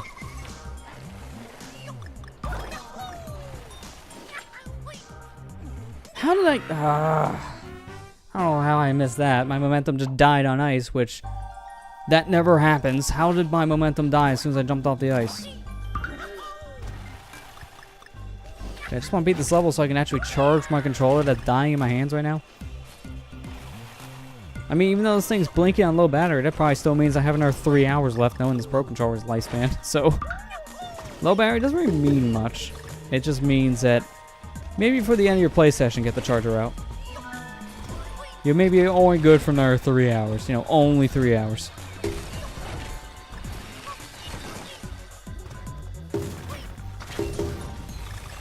Had the battle song for Blue Dragon stuck in your head. Wow. See, I've heard of it. I never played it. I heard that's actually one of the better RPGs on a Microsoft system. People always talk about Blue Dragon when they talk about an Xbox RPG.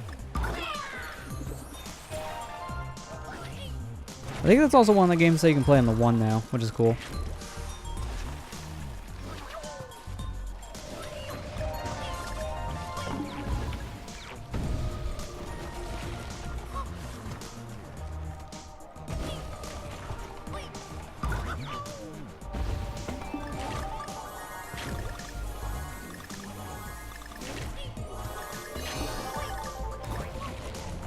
No!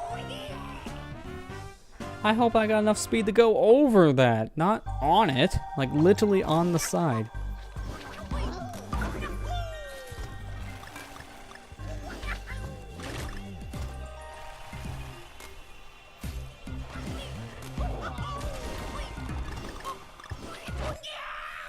Should've jumped. I think Blue Dragon was the first multi-disc game for 360. Was it? That'd be interesting if it was the first one. I know it was early on the console's lifespan. I think it was like near launch time. That'd be interesting because I know 360. I know early on its lifespan had a couple games that did the multi-disc thing because it just did not have enough storage space. I think like each disc was maybe like 4 gigs or 8 gigs at the very most. And then later on, they started to come out with bigger capacity discs, but even then, it still wasn't enough to compete with Blu-ray for PS3 games. So a lot of early 360 games I know that were too big to fit on a disc started to become multi-disc.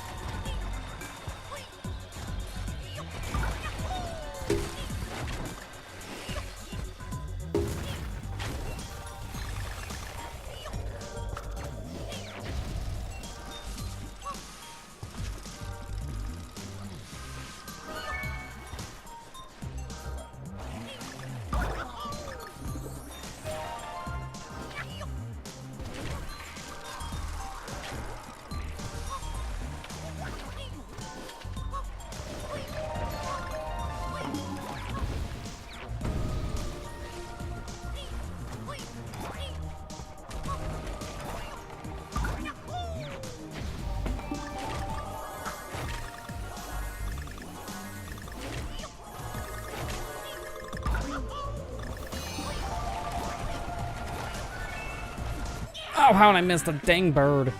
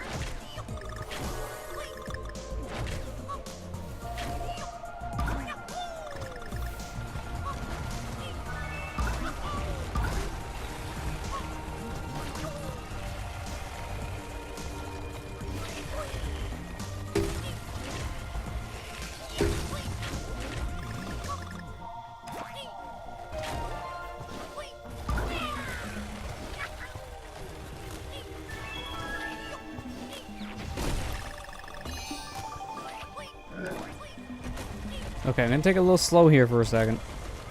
Because this is it. This is the final section right here, so I don't want to rush this and then die. Like every other time here. I gotta go slow. Wait a second. Go over here. Completely avoiding the ending, because this is our final puzzle piece. Alright, let's get out of here. Oh, thank God. We can finally move on to the K level and then the boss. There's only 2 more things left. We're getting there. K level hopefully shouldn't be that bad, because at this point, the K levels are basically normal, except, you know, I can't take a hit. That's the only downside. So I'm already used to playing this with no checkpoint. Let's go. Platform problems. I remember this being okay with Dixie, so we use Dixie.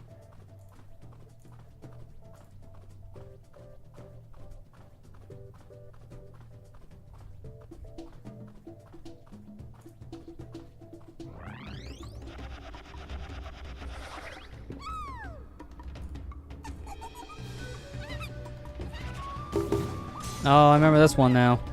Yeah, the platforms constantly flip over. That's the gimmick to this level. It's rough. I remember this one being kind of rough. So let's hope we don't have that hard of a time here. Although with Dixie, things are a little bit easier because I have a little bit more leeway. Although I do remember some puzzle pieces being a little annoying to get to. And there's really no way to speed this level up. Unfortunately, there's no real way to go too quick in this level because there's a lot of auto scrolling in this one. So we're gonna just be waiting a bit. So kind of be like World 4 when we have to redo it. Man, it's gonna be punishing. So let's try not to redo this as much as possible.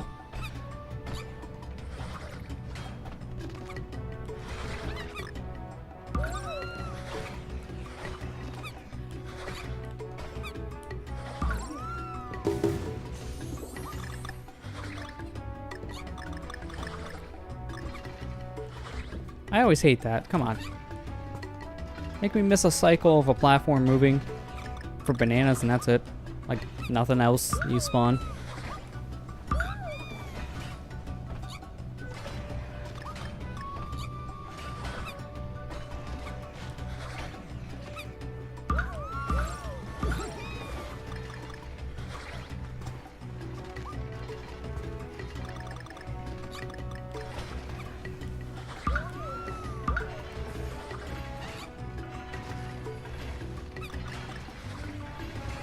Oh boy. Oh boy. I slid off the platform and that's enough to make me die. That's dumb.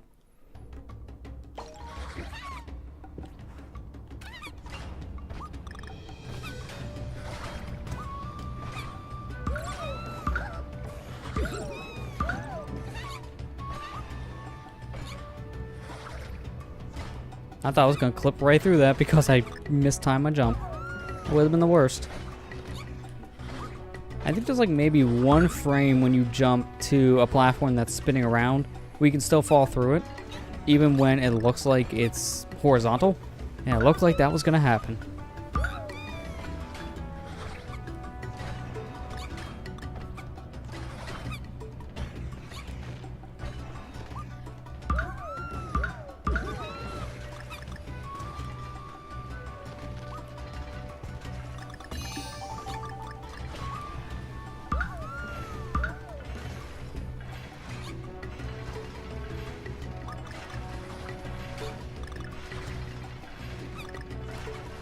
Oh, it moved too quick. I should probably wait a second before I jump for the puzzle piece.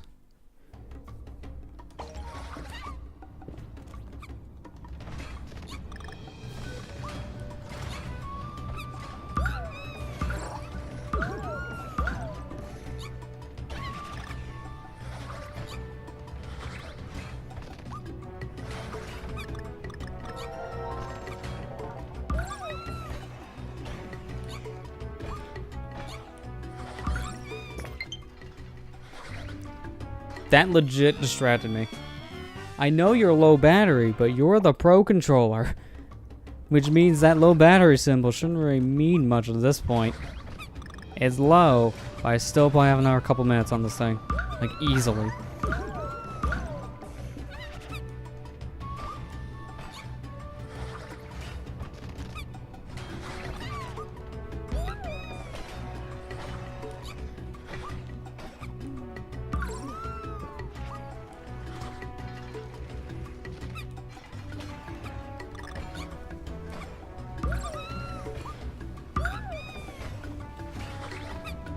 I wonder how long this controller battery is gonna last. I really don't want to get a cord right now because my mic stand is blocking the drawer I keep all the cords, including the one for the Switch controller. I'm trying to ride this one out as long as I can when I having to plug it in. So far I'm doing okay, but I don't know how long I have. I'm thinking I have a decent amount of time and how long this battery is. Not as good as the Wii U controller. The Wii U Pro Controller was amazing, but this one's kind of close.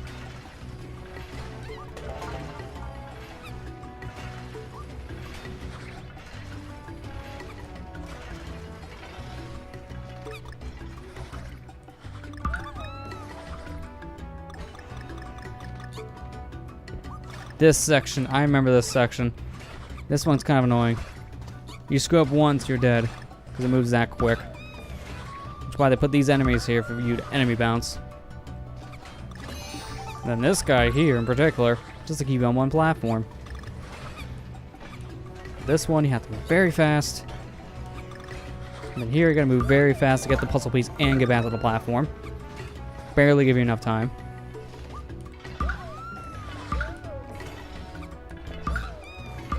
I hate how the camera doesn't just pan to you.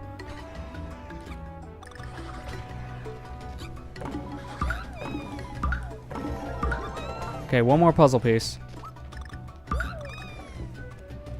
Where's the puzzle piece? Did I miss it? I had to have missed it. Let me look it up. Something does not feel right.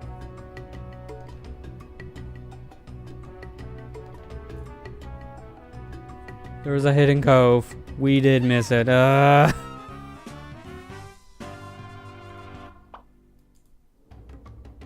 is Hidden Cove. Oh, I think I know what this is. Oh, dang it. I don't think I split. Hang on. It's 516.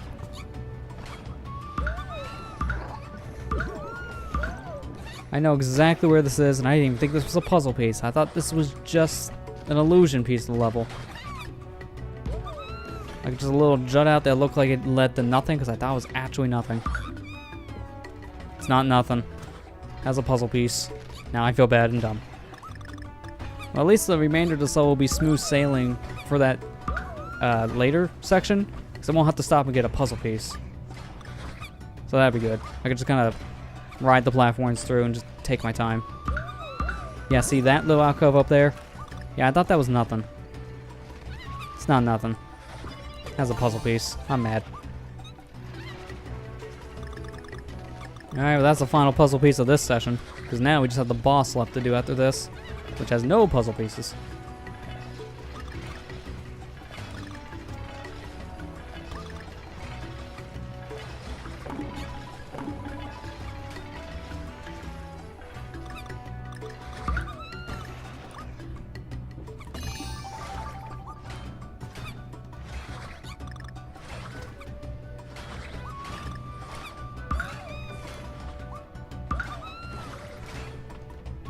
Yeah, trying to play this level with, like, DK is the worst. This level sucks as DK. There's just way too many do-or-die moments for DK because, speaking of dying, without any extra momentum thing, like, every other character has somewhat of an easier time in this level, but DK has nothing. Funky has a double jump. Dixie has her hover, so those two are the best for this because they have the best kind of correction tool. Dixie has the hover, so it gives you a split second to just kind of glide down to whatever platform you're trying to land on. And Krake's Pogo, while not really that good for this section, it can at least help a bit in error correction. DK has nothing. Nothing at all for this section. He has death. That's all he has. Nothing special about DK, and it kind of harms him in this kind of level. So, yeah.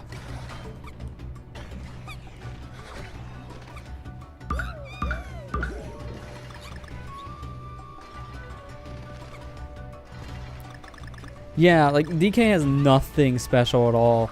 So, because of that, for a mode like this, where you can choose your character, no one ever plays as DK. Like, honestly, there's no point to playing as DK. Every other character has something else going for them. DK has nothing special. He's just the average middle ground staple character. He doesn't have anything special, and that's sad. Because he's the poster child of this game. He's on the cover. His name is in the game title. But really, every other Kong outshines DK.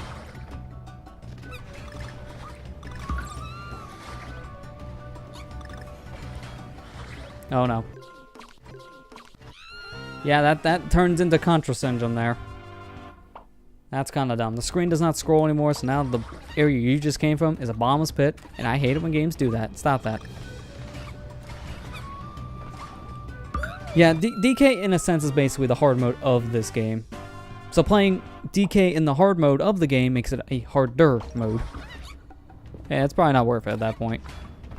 DK is fun to play in DK64, I can agree there, because he does have a lot of more native abilities there that the other Kongs don't have.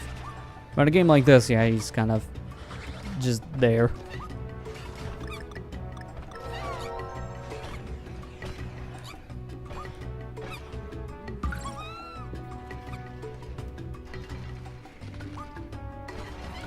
Like, honestly, until I get Lanky Kong in DK64, I'm always using DK to roll around fast in levels. I mean, Lanky's not really that much faster anyways. Like, he doesn't really move quicker when using the handstand move, but when he has the special ability for it, oh my man, it's like putting on speed shoes in a Sonic game. You get double the speed. You move quick. And I don't like the speed shoes from Sonic. They actually do something in DK64.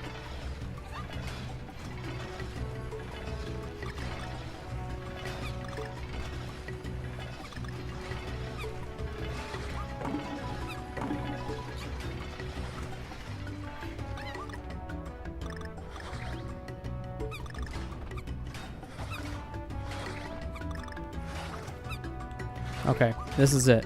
This is the run. This is going to be to earn.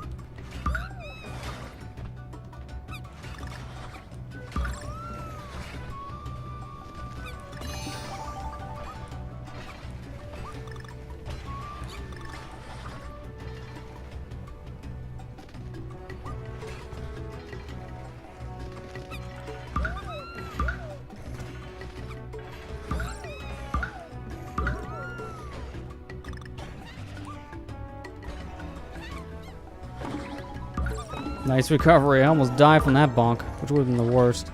Alright. We in there. Let's go. Time to fight the boss. And then we'll be done to World 5. Yeah, Sonic while wearing speed shoes while on speed equals fast.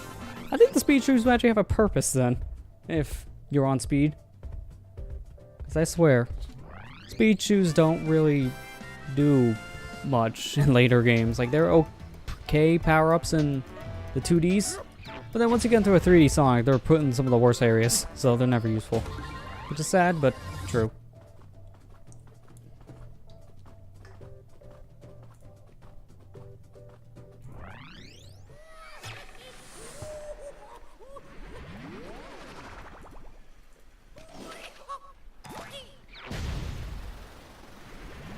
Alright, so here we go. Time to take on the Coca-Cola Bear. So I'm thinking this boss fight's probably going to be easier than the one we had in World 4, because World 4's boss after a while just got obnoxiously big, taking up most of the arena. This guy takes up most of the arena with his ice blocks. The ice blocks can't hurt you, but they can push you into the water, so you have to be careful about them. But he also shoots down spikes, so that's why we're cranky. Just like every other boss, Cranky has the advantage here.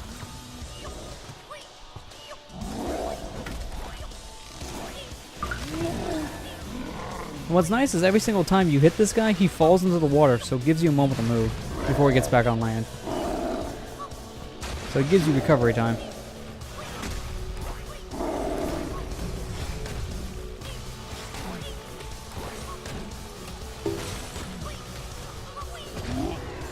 Gotcha. What games am I planning to pick in January? Honestly, I'm not sure. So far, the only one I have planned is the Mario and Luigi Bowser Inside Story remake, and that's it. Like, honestly, January is always a recovery month for me because, dear God, Christmas time always breaks the bank. Because there's always those sales and obviously all the Christmas gifts you worry about, so I don't really plan to buy much in January. Luckily for me, not much stuff's coming out that month I'm really interested in. I know it's an interesting month for a lot of other people. For me, not so much. Only one game's really coming out that I'm actually interested in that month, which is kind of a good thing. Alright, this is phase 2, so now I gotta be a little more careful with the ceilings. The ceiling drops.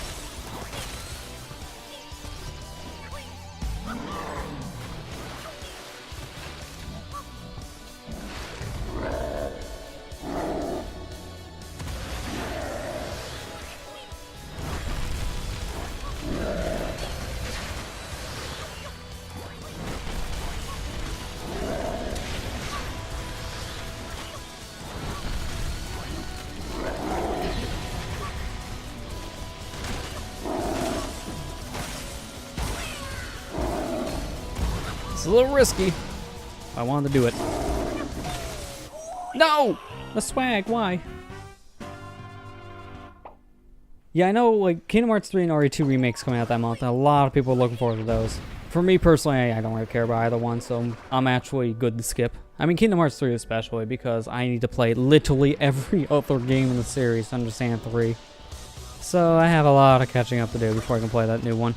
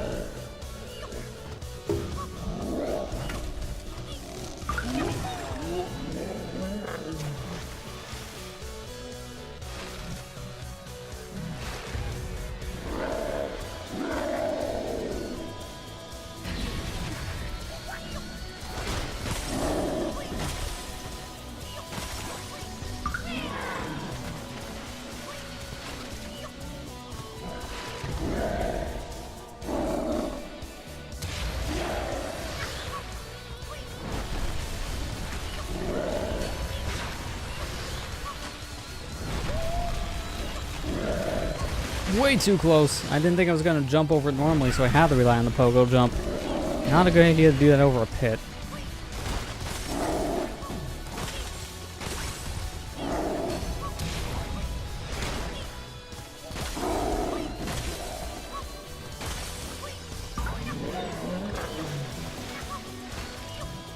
He should be getting back soon to pushing ice blocks at me, which I think he's going to change up with like ice balls shooting out from his club as well. That's probably in phase 3 though at this rate, because he's still doing this move, which means he's still in phase 2 of the fight.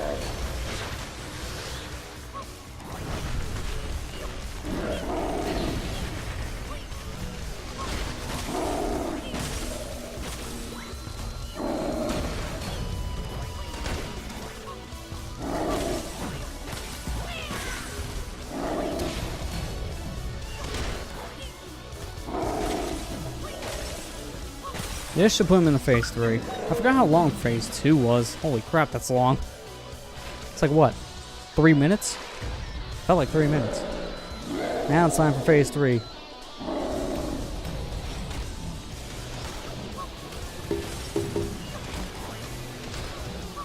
No, I need this, I need this. No! I got too greedy.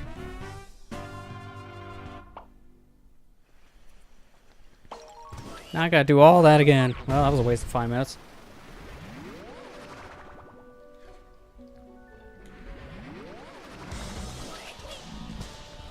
Honestly, out of all the boss fights, besides the final one for obvious reasons, this guy I was just dreading to do in terms of just boredom after a while, not gonna lie. This is a cool boss fight.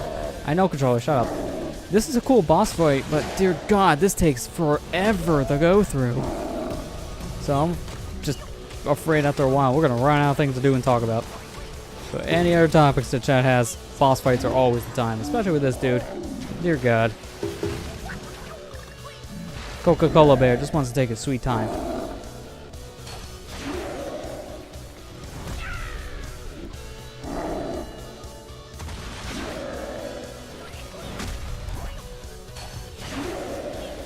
Especially when you don't want to attack me, you keep on jumping. Come on, attack. Thank you.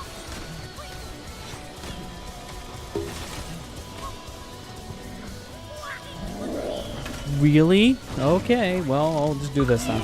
I'll put you in the phase 2 anyways. That was odd. I don't know why I didn't turn around. I missed a Coca-Cola commercial of the polar bears. Yeah, whatever happened to those? They just kind of stopped after a while. Kind of sad. You see them once in a while. We turn to that kind of Coca-Cola commercial for like Christmas, but kind of miss seeing the Coke Bear commercials in general. Those were nice. Actually had Jordan. I think the Coke commercials now just all kind of feel generic. But when they had the bears, that felt pretty personalized. It felt unique. When I see a polar bear, I thought Coke. When I see random people drinking soda, I don't think Coke, I just think of people drinking soda. But you know, the one we truly miss, everyone's favorite Coke or soda mascot, everyone misses Pepsi Man. Bring him back. And actually bring him over to the West this time. If the PlayStation Classic does not have Pepsi Man, I'm gonna riot. Gonna get my Pepsi on a can, just strap it to a pitchfork, and just go to the Pepsi HQ, along with Sony HQ. Give us Pepsi Man or give us death. I just thought the idea of Pepsi Man was just hilarious. It would just be cool to see something like that happen in a modern day commercial, because no one wants to take risks anymore. So advertisements are all just playing it very formulaic and safe. Something like that was risky. It had an identity. It made you think of the product. Now everything's so generic, I don't know what product's what when I watch a commercial.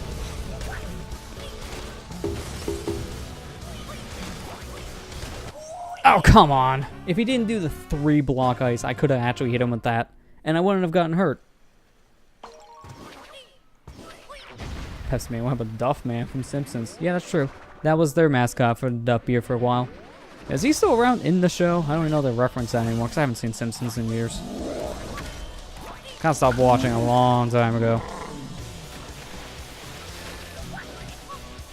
Like the Mean Joke green Coca-Cola commercials. I don't even remember those commercials. It was like a long time ago. I may have seen like 1 or 2 of those at one point then, if that's the case. I don't remember those at all.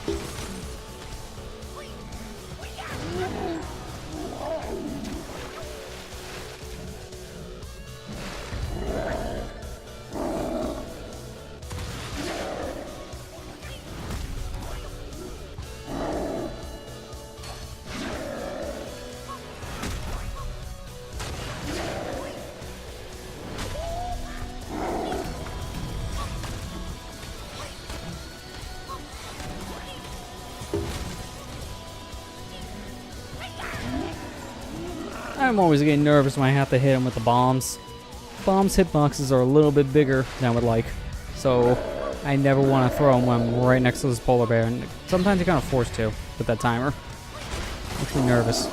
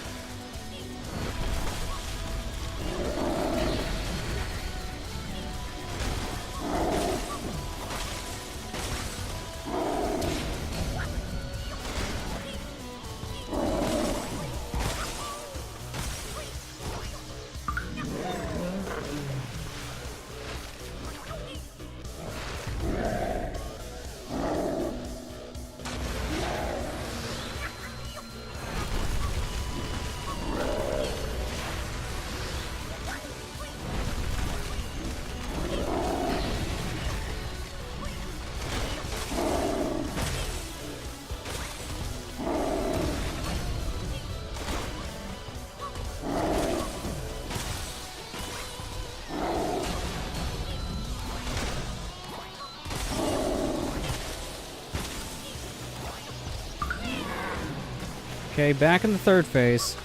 Play this one safe. Sometimes if I feel like I need to get more my control back, I might just pause the game every once in a while to just kind of pause button my control back. It just feels more comfortable for me personally. And I whiffed. This is why you want to throw the bomb as early as you can in this portion. There is a lot, I mean a lot of ice cubes.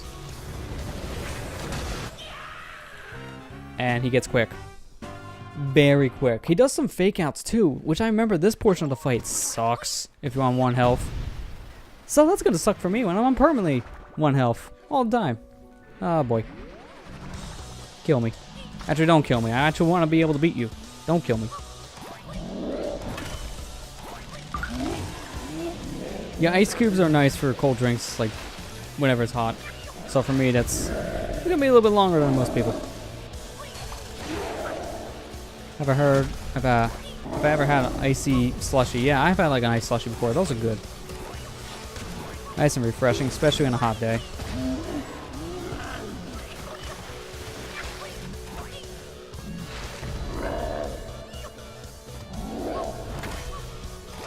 I'm surprised he did the hammer swing again. He wasn't doing that before.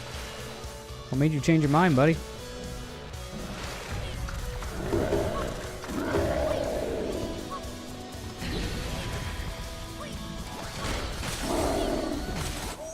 How did I miss the ice? Are you serious?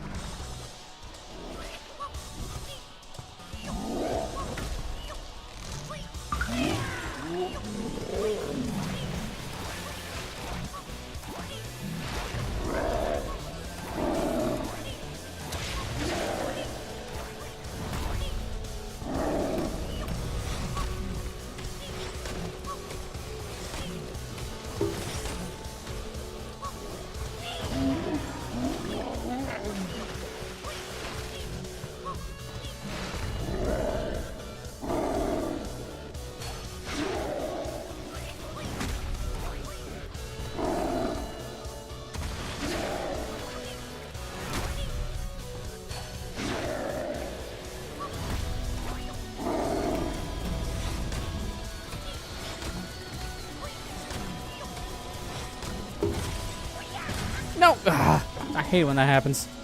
At least you're doing the hammer swing right away. Sometimes things just happen too quick, so you don't realize you pick up a bomb, then you drop a bomb. That's great. Thank you for swinging your hammer right away. Corrected the mistake.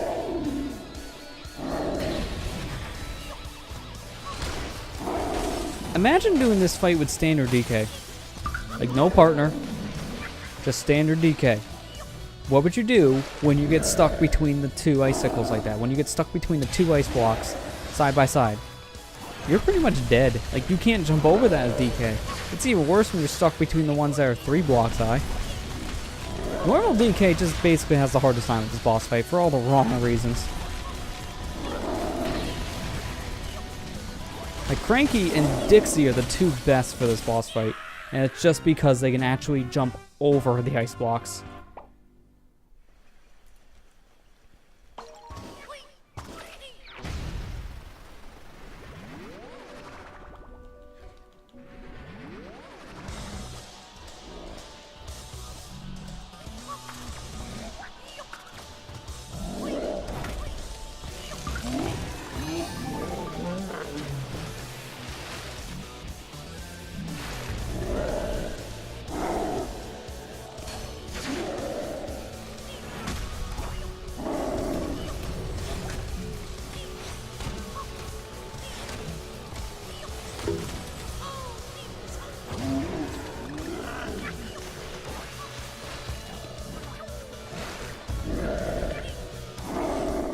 Oh good, you're roaring. That means you're gonna jump around a couple times. Just wasting my time.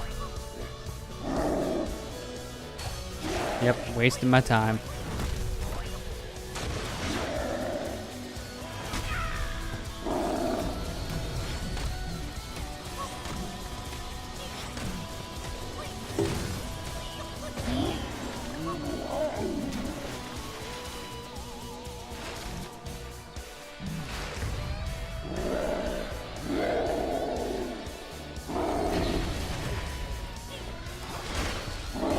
No! Ah, come on. Legitimately dumb when the ice pushes you back when you're on the ledge. Why?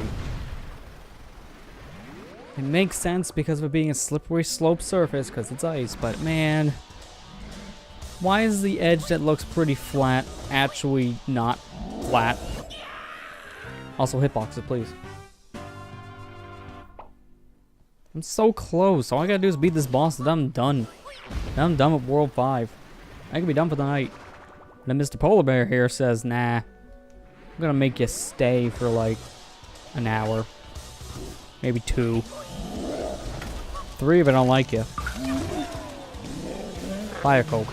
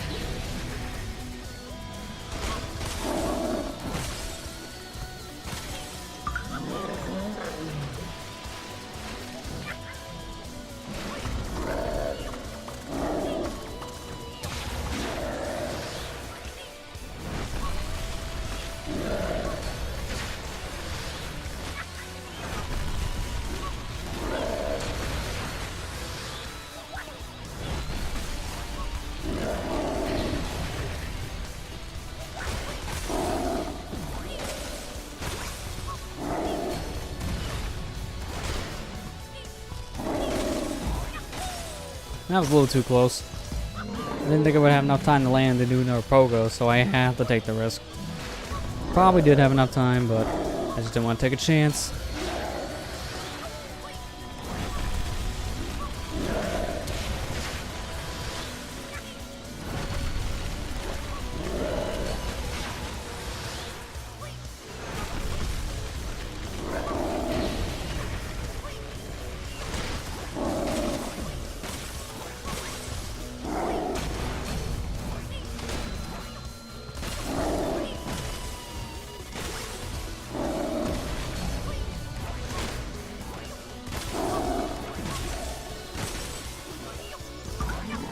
There, finally, 3rd phase once again. Gotta hope for an actual good 3rd phase this time. Gotta be careful. Really wish I had more than 1 heart right now, just because of this. Just because of this boss fight alone. Perfect timing. barely got that hit in before the ice block dropped. If I threw that a second later, I wouldn't have hit him. I would only hit the ice. Alright, now I gotta get ready for Pogo.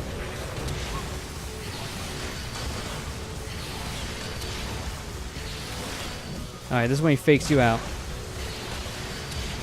It goes quick. Luckily, the fake out is easy to read. That I forgot he does. Oh, so close. Come on. I'm getting annoyed now. Legit getting annoyed. I forgot that when he throws his hammer down in third phase, it causes a shockwave. So you can't get near him when he does the hammer, but you have to be quick because he doesn't keep it on the ground long. It's only for a couple seconds at the most.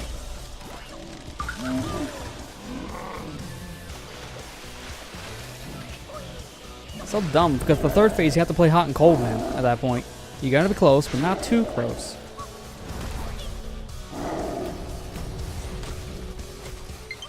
Yes, I know! I'm still playing the game, aren't I, controller? Low battery doesn't matter when it's still working.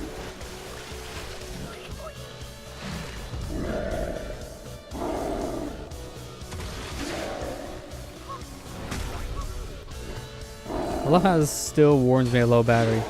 Didn't we get the low battery symbol like almost an hour ago at this point? So it's been on low battery for that long and it's still going. That's how good this Purgatory battery is. Not as good as the Wii U's at 80 hours, but 40 is still pretty dang good.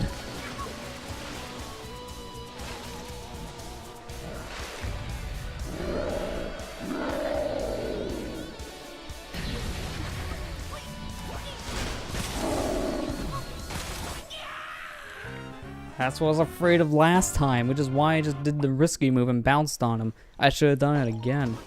Ugh.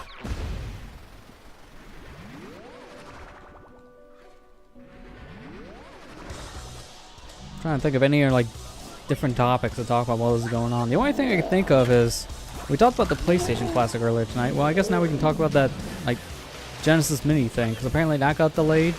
When I've heard, apparently At Games is no longer working on the thing, which if that's a true story, thank God. At Games is notoriously known for making really bad clone systems for Sega stuff. So if they're not working on this little like Mega Drive / Genesis Mini anymore, that's probably for the best. Every single Genesis clone thing they've ever made has been hot garbage. Emulator problems up the wazoo, like sound glitches, visual glitches, controller glitches, like you name it.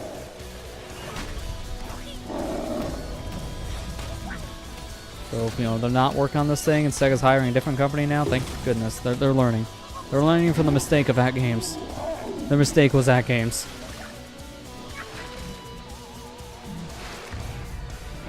I just kind of hope that, you know, delaying the thing actually makes it worth buying, because as of right now, it's not really worth buying outside of the novelty's sake alone because of how many different collections that Genesis games have. I mean, we got a collection of Genesis games earlier this year.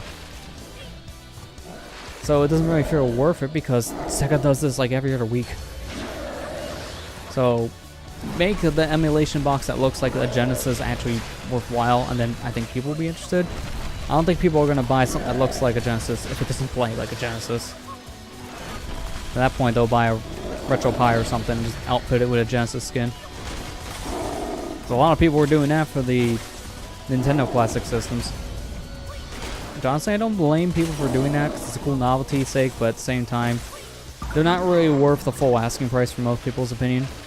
It's worth if you want the games, but it's also not worth it as much if you can just play those games already on something else that maybe works better. At one point, I'd like to just pick up a Raspberry Pi myself and play around with it. How is the Pi 3 Model B? Like, is that any good? I don't know how it is, because I never hear about that model. I know I hear about Pi 3s a lot, but I don't think about the Model B one.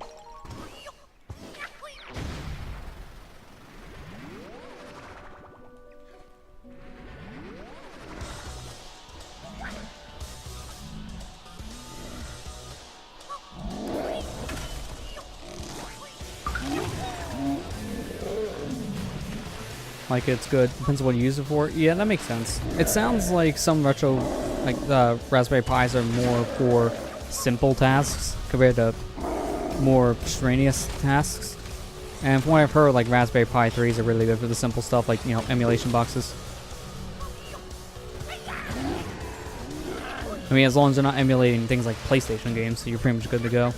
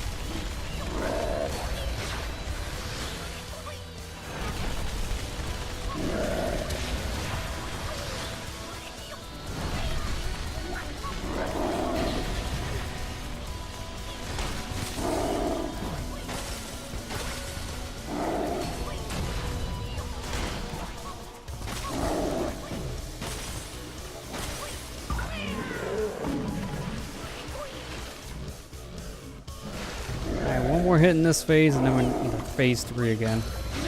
Shouldn't be too bad to get. I just hope we don't get a bad block pattern.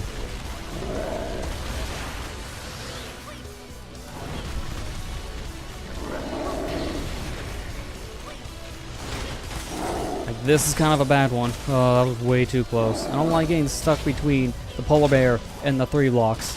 That's way too nerve-wracking. Give me that 2 block pattern. There, that's what I want. I don't want when I had that first time. Oh, that was horrible.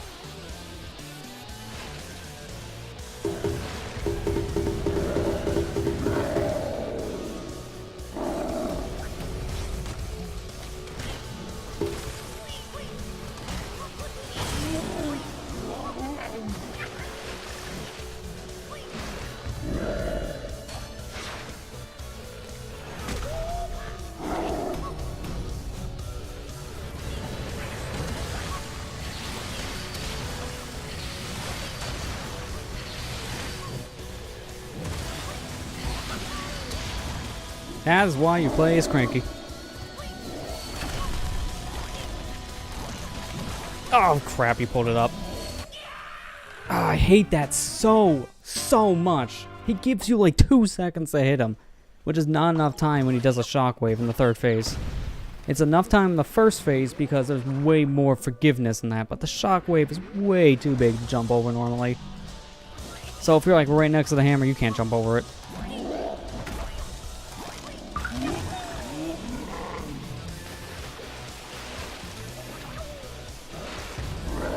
I just hate how long this boss fight takes. Honestly, this is a really cool boss.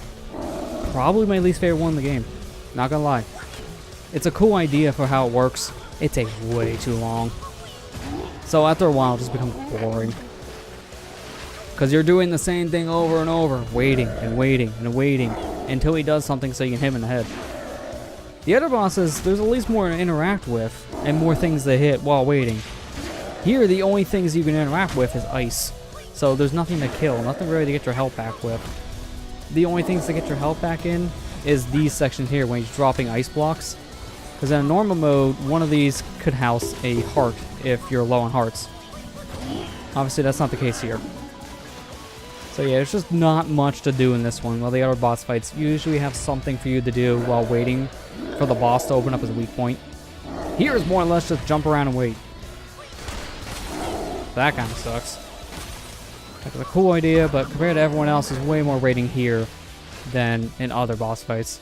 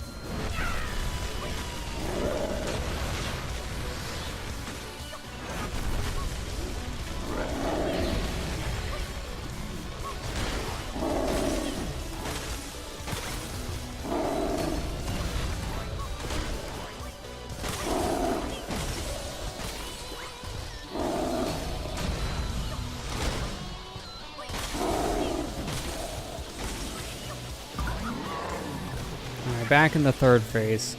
I really want to capitalize on this third phase. I really just want to beat you now. You've overstayed your welcome.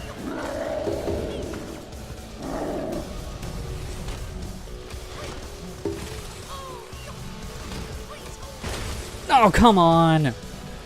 You serious? Ugh, crap. Now I gotta wait a while before I can hit him again. That barely jumped in front of my bomb throw. So how the heck? So I don't like this portion of the fight much.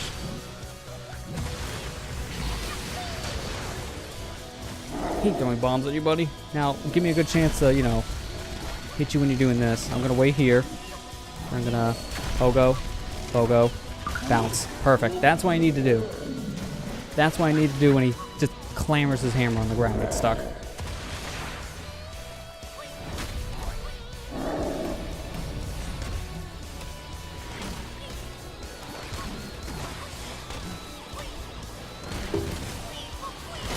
Come on! Seriously, I'm missing it by like a second every time I throw a bomb into an ice wall like that. Come on. Okay, I'm gonna wait because I didn't know he was doing this. One more hit and you should be dead. I just gotta capitalize and actually get the hit.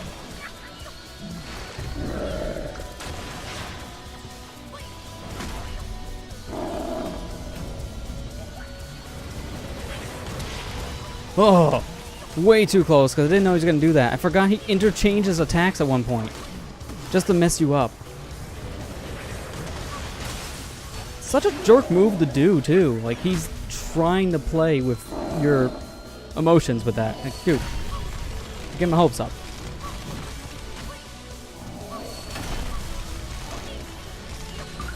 Gotcha! Finally. I don't care if I clip the mic with that. I'm happy. I want to go and kick you out of this arena.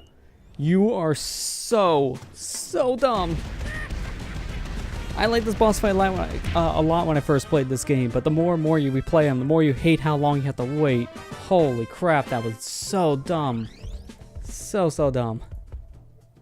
Oh, so now we're finally done. World 5 is complete.